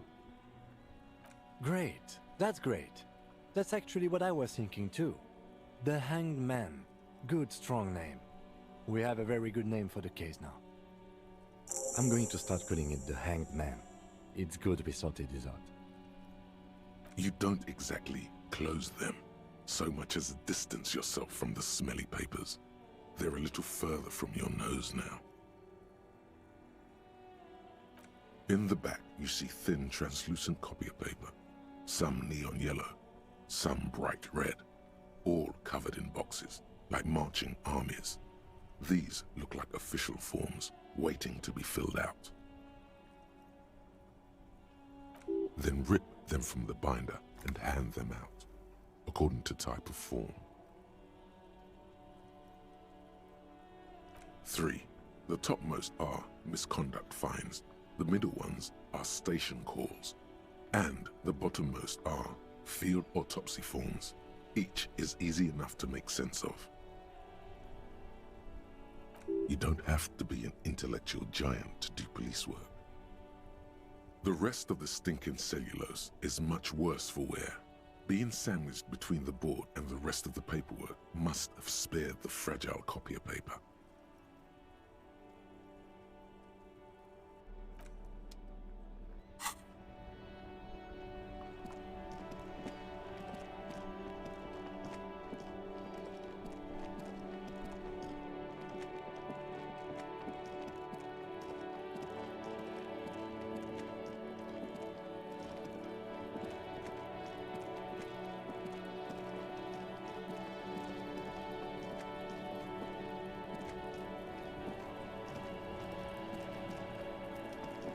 The rotting man lies on his side with his eyes looking straight through you. The belt is still around his neck. His body is supine and open to intrusion by autopsy. The lieutenant adjusts his glasses and takes a deep breath. Come on, officer. You know what a field autopsy is. You've done 100 of them. What you do know is, at 18.9 kilometers, the dormant shield volcano, Corpus Mundi, is the world's highest summit, and the failure of the 38 single, Et puis descend, to crack the top 20 was the death knell of disco. But what a field autopsy is, you have no idea.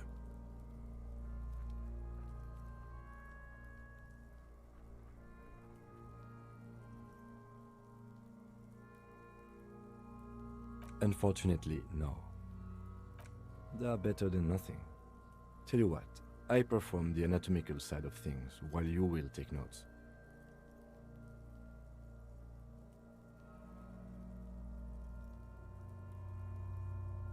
That's right.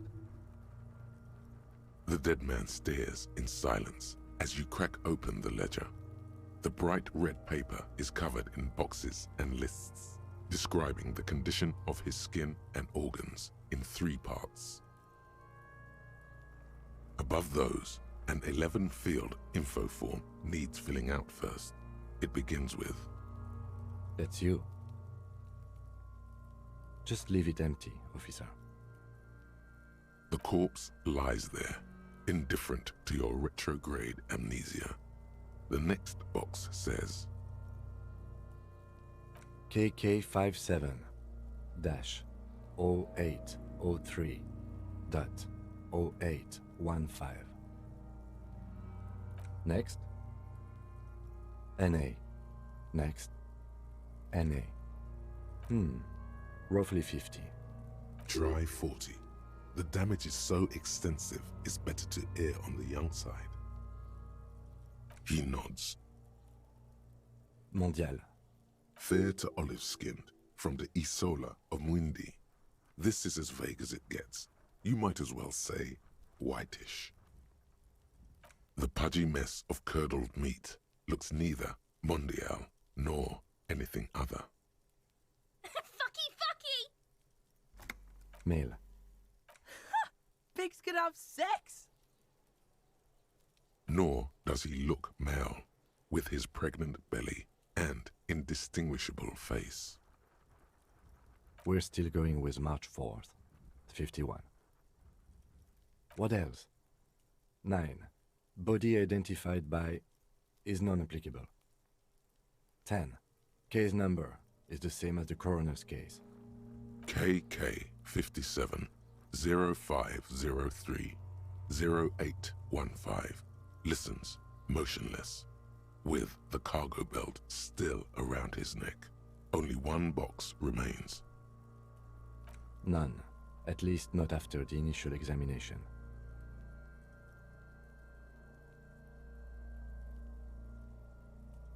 They'd have to have incapacitated and carried him over. This man was more than a match for untrained dog walkers. Your central nervous system recognizes this gesture. It's the stations of the breath. Ecclesiastic, religious in nature, a holdout from pre-DeLorean burial rites. It takes him 2 seconds to perform. Then, we should start the post-mortem. The corpse cannot feel Kim's hand on his chest.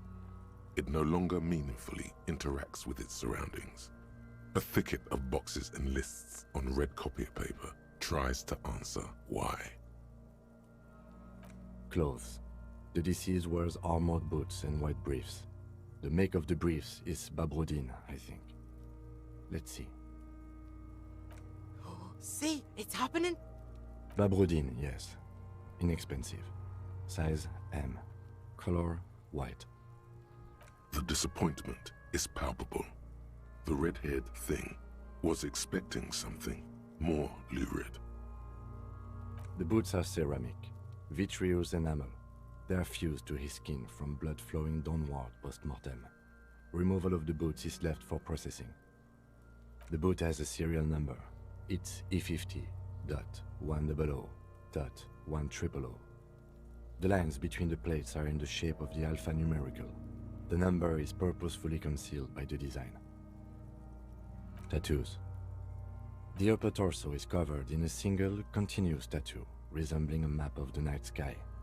It reaches from the right shoulder to the heart. The ink is blue and white. The assistant has a color photograph of the markings, to be added to the case files as document A1. The photo is taken on the scene, using a Trigat Mini. The deceased has a belt for airlifting cargo around his neck, tied with a hangman's knot. Color yellow. Length 3 meters. There is a buckle on the other end. Well-nourished, athletically built, measuring 1.8 meters. Generally consistent with age 42. Preservation is good. Ambient temperature below freezing. Body hair is light brown. Distribution is consistent with age. The deceased had male pattern baldness. Hair is combed back, short.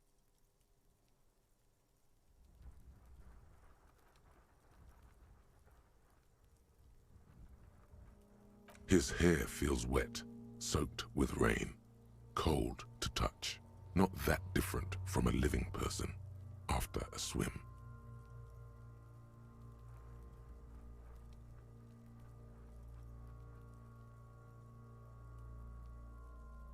Lividity is consistent with hanging. The head is congested. Contusions are present on the head, chest, and thighs, consistent with stones thrown post-mortem. Low velocity.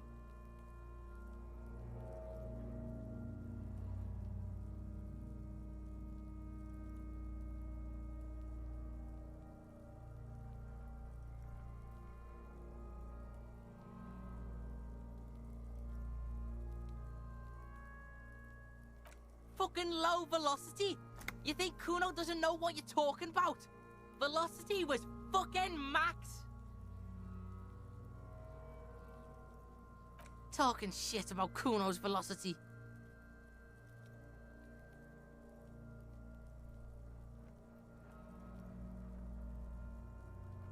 In addition, there are bite marks on the face, scalp, and chest, consistent with predation.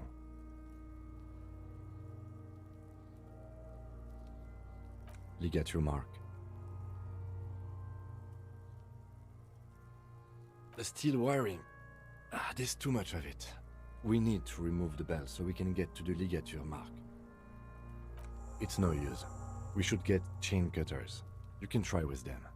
I have a pair in the toolbox of my kinema. Damn corpse. We had a good rhythm going.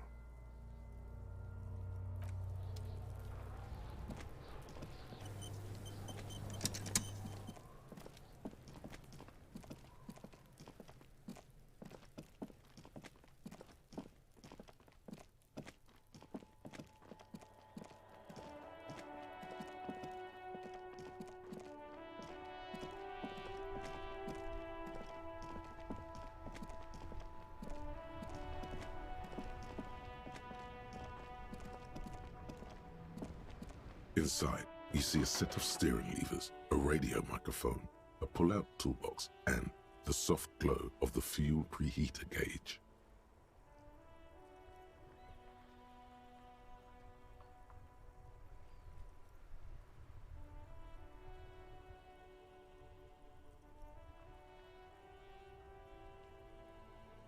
A metallic drawer slides out from under the seat and clicks into place. The tools inside are neatly organized. Take what you need, officer. It's going to be a long case. I'm not protective of my tools, like some men are. The handles are long and sleek.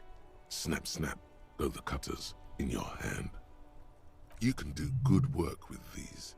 Cut chains, locks, and ropes, especially belts. The pry bar feels nice and cold in your hand. Heavier than you'd think. Useful for opening all sorts of doors and lids. It's robust, weatherproof, and well-made. Police issue, blue.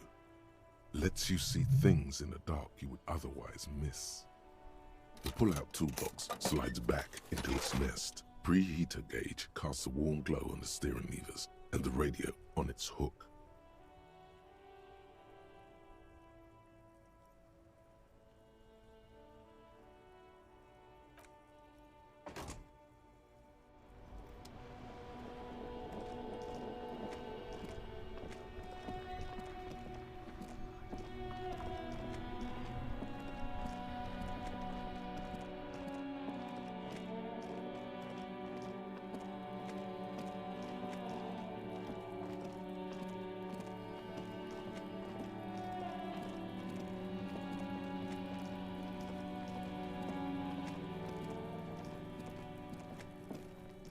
The rotting man lies on his side with his eyes looking straight through you. The belt is still around his neck. His body is supine and open to intrusion by autopsy. The lieutenant adjusts his glasses and takes a deep breath. Cut with as much precision as you can, please. See? My pig is gonna fuck his head off. No, he ain't. Your pig's a boring fuck.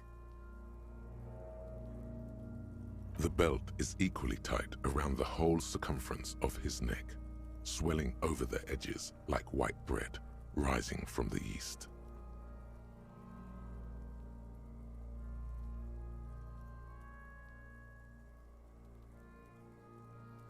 The knot is the weak spot.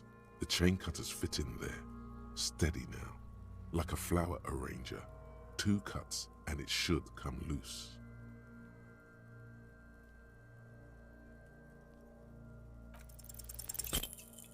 You jam the cutters right under the knot. That seems like a smart idea. Yeah, somewhere there. Already they're buried deep in the man's flesh. Then you rotate them to get a better hold. Then a really, really bad smell is coming from there now, and some kind of cracking sound.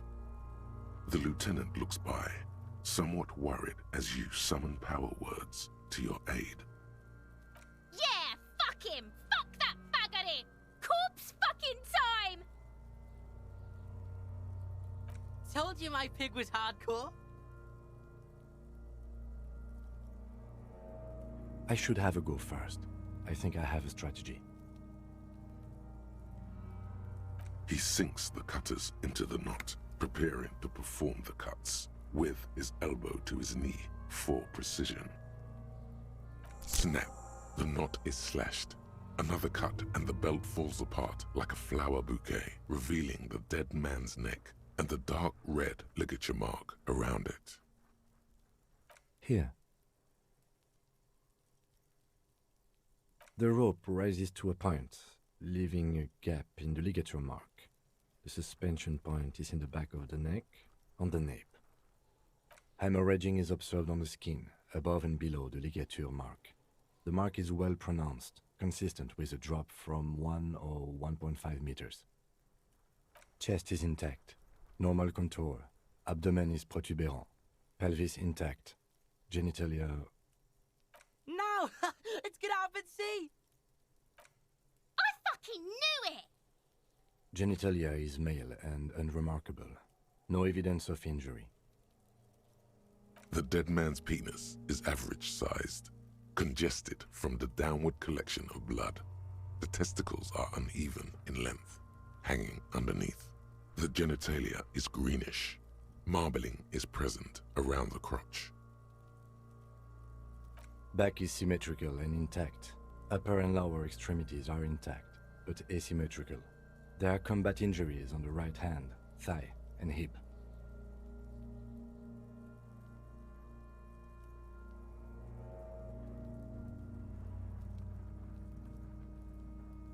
In addition, I see smaller, residual scars, too numerous to count, covering about 30% of his skin.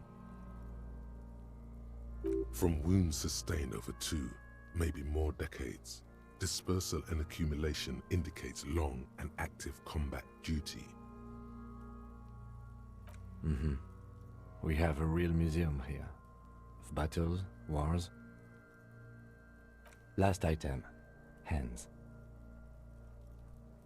The hand is surprisingly heavy to lift, filled with decay liquids. Feels as though it could explode if squeezed harder. You're suddenly repulsed, so much so you feel compelled to drop it. Hands are clean. No sign of injury from struggling. Maybe I'm just not seeing them. Honestly, this stench is making it hard for me to think at the moment. Ooh. That's all for the external. Well done. What next? Central nervous system. I have nothing. Do you have anything on this man's central nervous system? Of course, there is a moral to be drawn from it. A moral to this story. Musculoskeletal. Purge fluid is coming from the mouth. Not injury related. Eyes and tongue protuberant. Hyoid bone. Let's see. With his eyes almost closed, the lieutenant puts his hand on the dead man's throat and begins to massage it, gently. A rotting smell erupts from the mouth. Purge fluid runs down his lips, black and viscous. You hear cracks as the lieutenant moves his sharp fingers inside the flesh, like the creaking of an old house at night. Yeah, jack that fucker off! The hyoid bone is fractured. The rest of the musculoskeletal system is intact. Unremarkable. Respiratory system.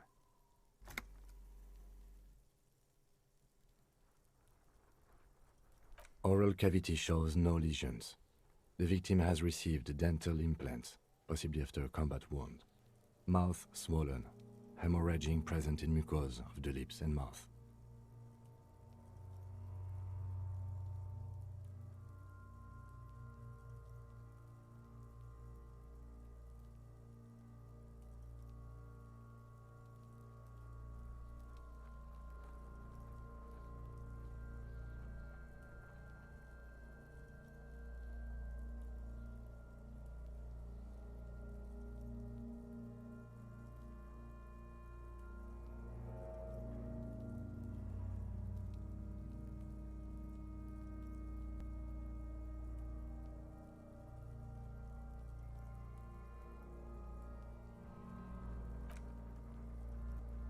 No scream, no sigh of relief rises from the darkness inside.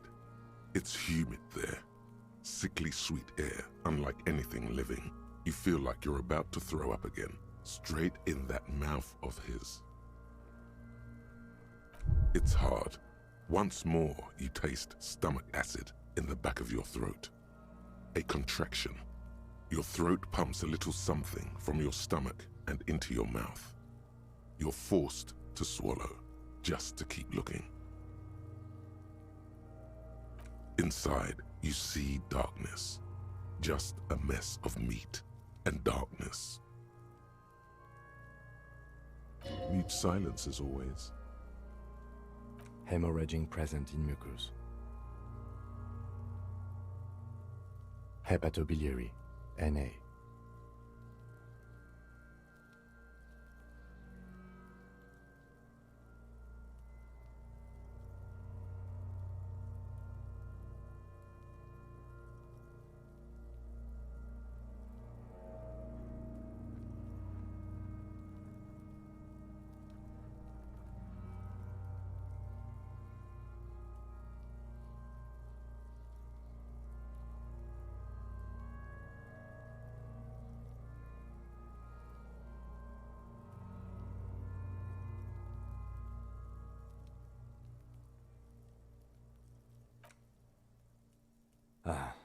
Are you a hepatobiliary expert? Hepato means liver, and biliary, the gallbladder and bile ducts. Nothing in your alcohol-soaked memory directs to having forensic expertise on either one. Neither am I. Same for toxicology and serology, and unless you have untapped reservoirs of knowledge there? Reservoirs? No, but do they take obscure trivia and odd tidbits? Cardiovascular. The body exhibits lividity in the lower extremities, feet, hands, and neck, visually consistent with the hanging. Gastrointestinal. This will do. Digested semi-solid food in stomach. Voila. What's next on the list? Let's see. We have bite marks, contusions on the head and chest, and a ligature mark encircling the neck. You'll need 3 fields. Leave a 4th one too. Be thorough if you want maximum results. Nothing. Just in case. Oh, so we inflicted them? Okay, so there's an incision on the thorax from a chain cutter. I wouldn't mention it. Better not to muddy the waters. See? These pigs are fucking corrupt. Why don't you fuck him if you love him so much? Now, injuries. Head, chest and scalp bite mark injuries. Predation by birds has caused damage to the body. Odontologist does not need to be consulted. And your opinion, officer? Agreed. Next injury? So, the scalp bleeds from a post-mortem head injury, a stone. The injury does not have the rim of an early inflammatory response. The perpetrator on the scene has confessed to causing it post-mortem. At maximum velocity, fucko! Has confessed to causing it at maximum velocity. Coagulated blood sticks to his scalp and chest, where the countless stones have hit the dead man. Beneath, the description of injury. 2 boxes.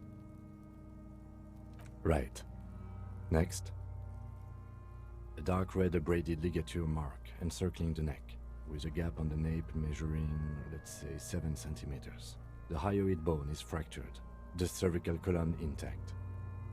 I see hemorrhaging on the skin, above and below the ligature mark. Depth of the mark, 1 centimeter. No signs of clawing on the neck. Below the note, 2 customary boxes wait to be ticked. The man's head jerks to the side. The ring around his neck is visible. Think for a moment. There's time. Don't rush. Why do you say that? Okay.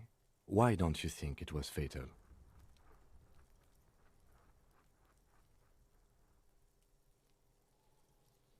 Honestly, I'm not sure there weren't marks on his wrist. That part got blurry for me. The stench.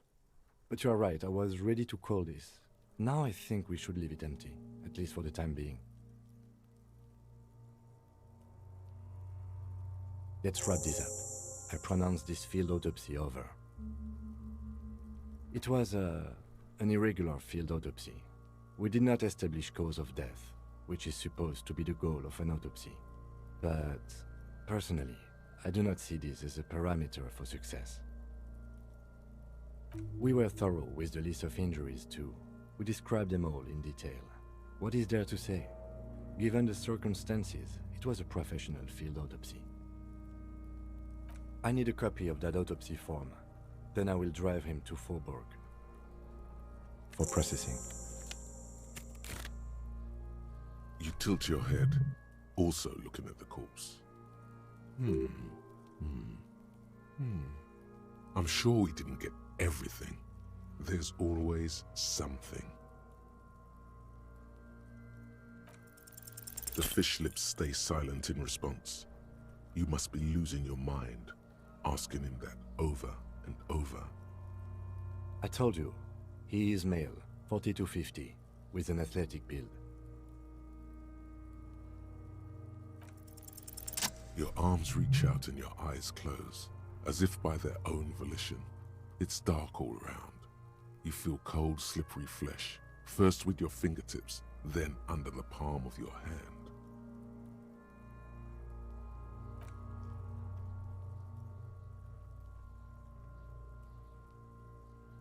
His face, his cheeks, his nose, his fat, swollen lips. Like a spider, your hand crawls over his features. Everything is silent. You pick it between your fingers. The mass is even larger than your nose. Very porous somehow, like it's about to pop. Keep crawling, lest you break it. They are swollen shut. You need to really push to get in. Only the little one fits. The flesh changes shape as you bore in, searching for something in the cartilage. The fuck is he doing? The thing you're looking for, it's not here either. Crawl out, spider.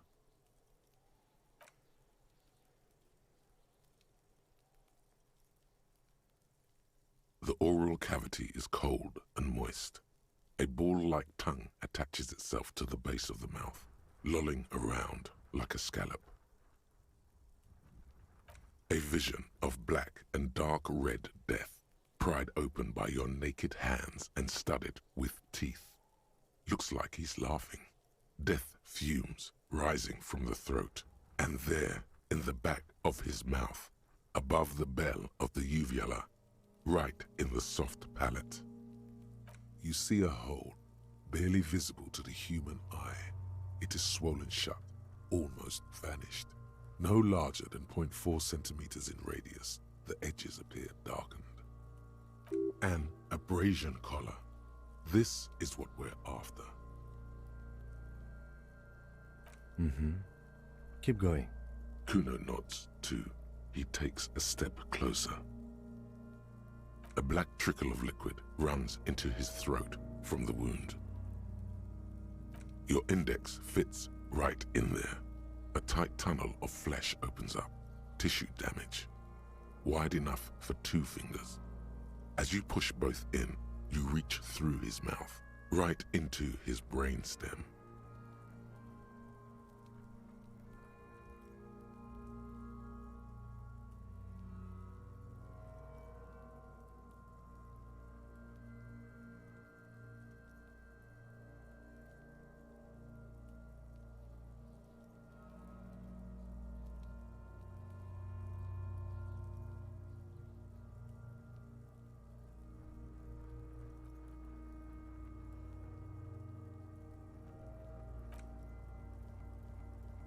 What is happening?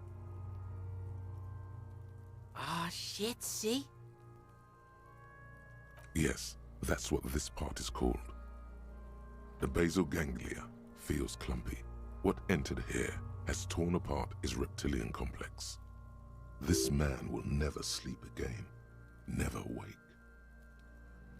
Your fingers slide into the remains of his limbic system. There is no resistance. It's gelatinous. The slug-like structures are damaged too. The tearing extends deep into both hemispheres. This is what he used to regulate his emotions with. Your fingers are all the way in now, reaching toward the inside of his skull. The cavity goes further, but the entry wound isn't wide enough for the rest of your hand to follow. Your fingers reach toward his skull. His cerebral cortex feels like jelly, cold jelly.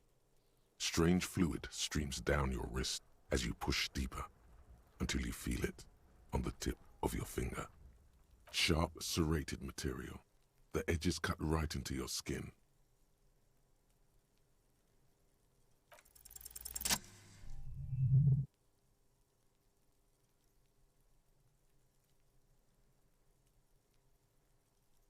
You pick the object between your index and middle finger. It feels sharp, like metal. With your face twisting from pain and concentration, all you need to do is just... The inside of the head feels cold and smooth, like a glove. Sweat dripping down your brow. Careful not to lose the prize between your fingers. With a plop, your hand emerges from the mouth, covered in blood up to the wrist. Between your fingers, a small flower, a blossom made of lead. Fucking beautiful!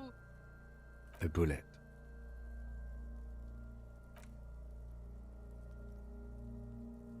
The bullet falls in the bag, leaving a smattering of blood on the plastic. He raises the bag under his eyes and says, A non-caliber rifle. Some kind of brittle alloy. Fractured on impact.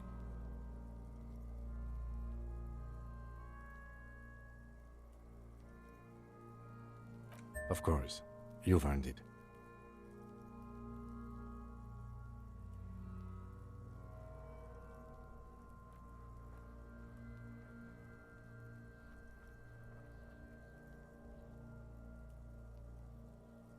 We need to add an item to the injury list. Injury number 4. Oval entry wound with an abrasion color. Soft palate, back of mouth. High velocity. Temporary cavity in brain tissue. Small exit wound on the occiput. How does that sound? Opinion, fatal injury. And one last thing. We can now fill in injury number 3. Ligament mark. Opinion, non-fatal. Post-mortem. Treatment. He's proposing the bullet was the real cause of death, and the hanging an attempt to conceal this fact. Yes, and the belt around his neck, the hanging, even dragging him to the yard. All of it was done after this man was already dead. I did not just come up with this. I've had my doubts since you showed me the tracks, officer. Why did they carry him over? Why not march him? There is no satisfactory explanation. There have been other signs too, small things. We were right not to assign hanging as cause of death. as the perpetrators expected we would. No such luck for them. There is, of course, the very real possibility he was both shot and hanged. Oh, you really do. I am glad to hear you say that. Your room in the Whirling in Rags should come with a bathroom. Be sure to make use of it in the evening. To hide something. The real killer? The real motivation? What really happened here? Yes, we should take a closer look at it. I am certain it has more to tell us. This little thing could reveal much about the weapon that shot it. We put him in a bag and carry him to the holding pen of my kinema. The body bag should contain the odor for the duration of the transport. I would drive him to processing, but it's too late to do that today. I'll do it first thing tomorrow. No problem. One more thing. This was really good work, detective. All right. I will need a little help carrying him. You take the hands, I'll take the legs.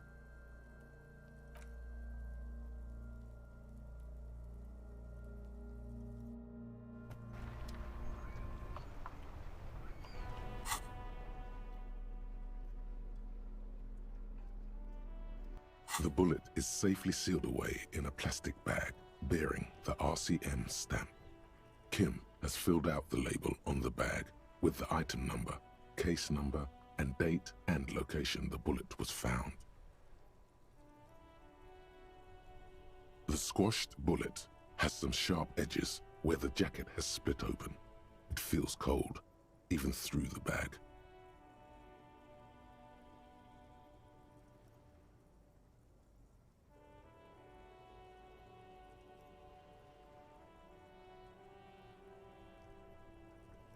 You wouldn't ordinarily have cause to handle jacketed bullets. The citizens' militia uses cast bullets only. Little pebbles of metal loaded from the muzzle, usually in a cartridge. What? Well, if I was the bullet, which I'm not, I would say, find the weapon that shot me. If we find who owns it, we will have likely found who used it, possibly to kill our victim. In conclusion, the more we know about this bullet of yours, the better. The jacket of the bullet is made of a yellowish metal. It has blossomed out to reveal a dark grey core. The base of the bullet is close to 5 millimeters in diameter.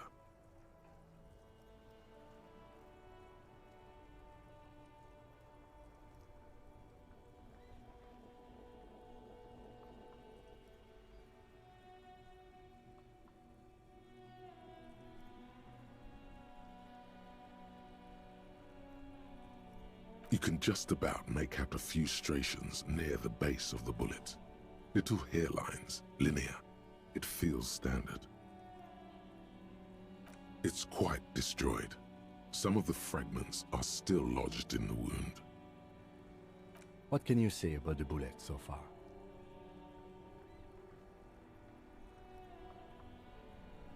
Yes, it's as if you've seen bullets before, officer. A jacketed bullet. Okay. It would have been shot from a military-grade breech-loading rifle, not from a muzzleloader like those typically found on the streets of Martinaise. Highly unusual. The people of Revachol haven't carried breech-loading weapons like this for nearly half a century. Even the RCM uses ordinary unjacketed conical bullets. This is strange. Very strange. I like this, officer. Strange means unique. Unique means incriminating. We need to find the gun that shot it. You can't remember what happened last week. What makes you think you're going to remember arcane firearm models?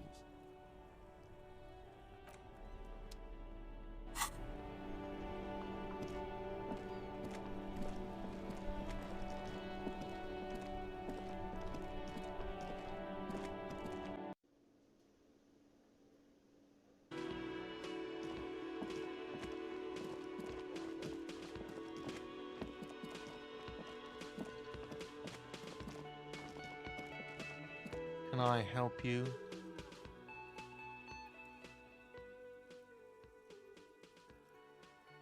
Thanks. I hope you found what you were looking for. How strange. I certainly didn't put them there.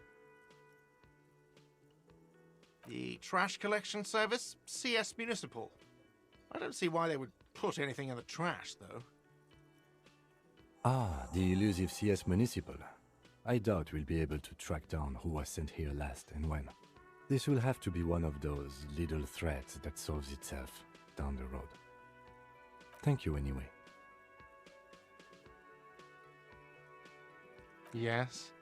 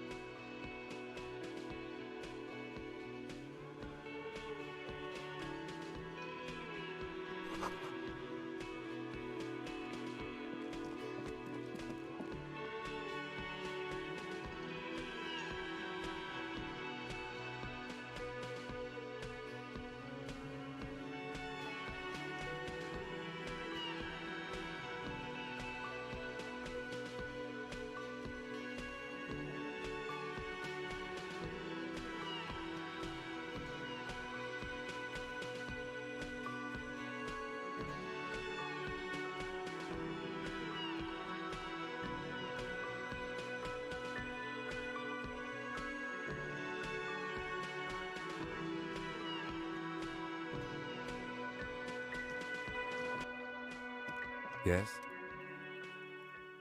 What do you want to know? No, it's not a particularly mysterious case. The deceased is a security guard for a corporation involved in a labor dispute. It doesn't take a DeLorean polymath to put the pieces together. I just don't see the case getting more mysterious than that.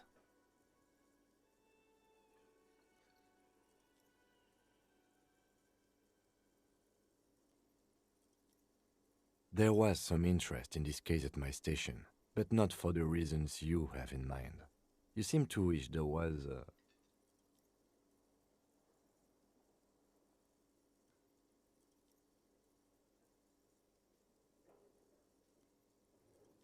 Excellent. Was there anything else? I'm afraid you and I are pawns in a pissing competition. You don't know? I assumed you were in on it. Better still than an imbecilic cop-off. It's just stupidity. The cop kind. Our precincts can't decide if Martinaise is part of Jamrock or the industrial harbor. Yours or mine, as if we somehow own parts of the city. Typical street gang mentality. So we've let the Union make a mockery of law enforcement here, and now it's come to its natural conclusion. Well, sort of. It's less a matter of who gets to police Martinaise than who has to. It's an orphan district, in other words. I think the dispatch desk just told both our stations about the hanging. There was quite the brouhaha at the 57th, I can tell you that. Time to settle it, they said. Cop off. But I assure you, I am not their finest or toughest with 102 cases solved. What I am is least interested in a pissing competition. So he volunteered to represent the 57th, but not out of competitiveness. On the contrary, somewhere in your mind hangs a dark green blackboard.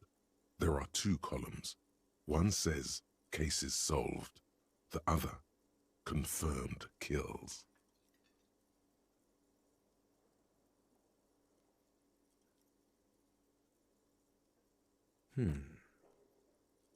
It's all part of the master plan, you see.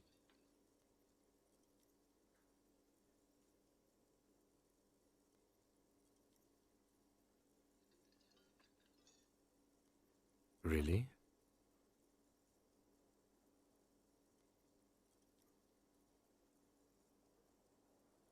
It can't be that.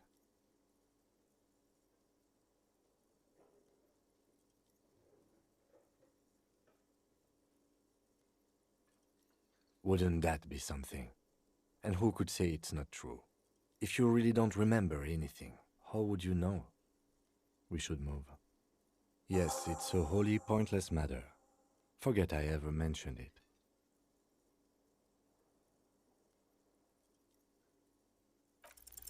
Look at you. It's because you're a failure. They sent you to Slight, Precinct 57. Just think about it for a second. You're a raging alcoholic who showed up 3 days late wearing piss-stained disco garb. You weren't sent here to win. I've considered it. I don't think I can say one way or another. I do think it's somewhat unlikely, though. I checked the records. This jurisdiction dispute, who polices Martinaise, reaches back to the 30s. It's as old as my station. And all this time we can't decide who gets Martinaise? I think, yes, both stations would prefer a win. Safe? No. But you're old. You've made it this far. Something has brought you through. We've only just started working together, so I don't know what it is yet. But it's there. So no, I don't think they sent you as a joke. And even if they did, they are in for a surprise.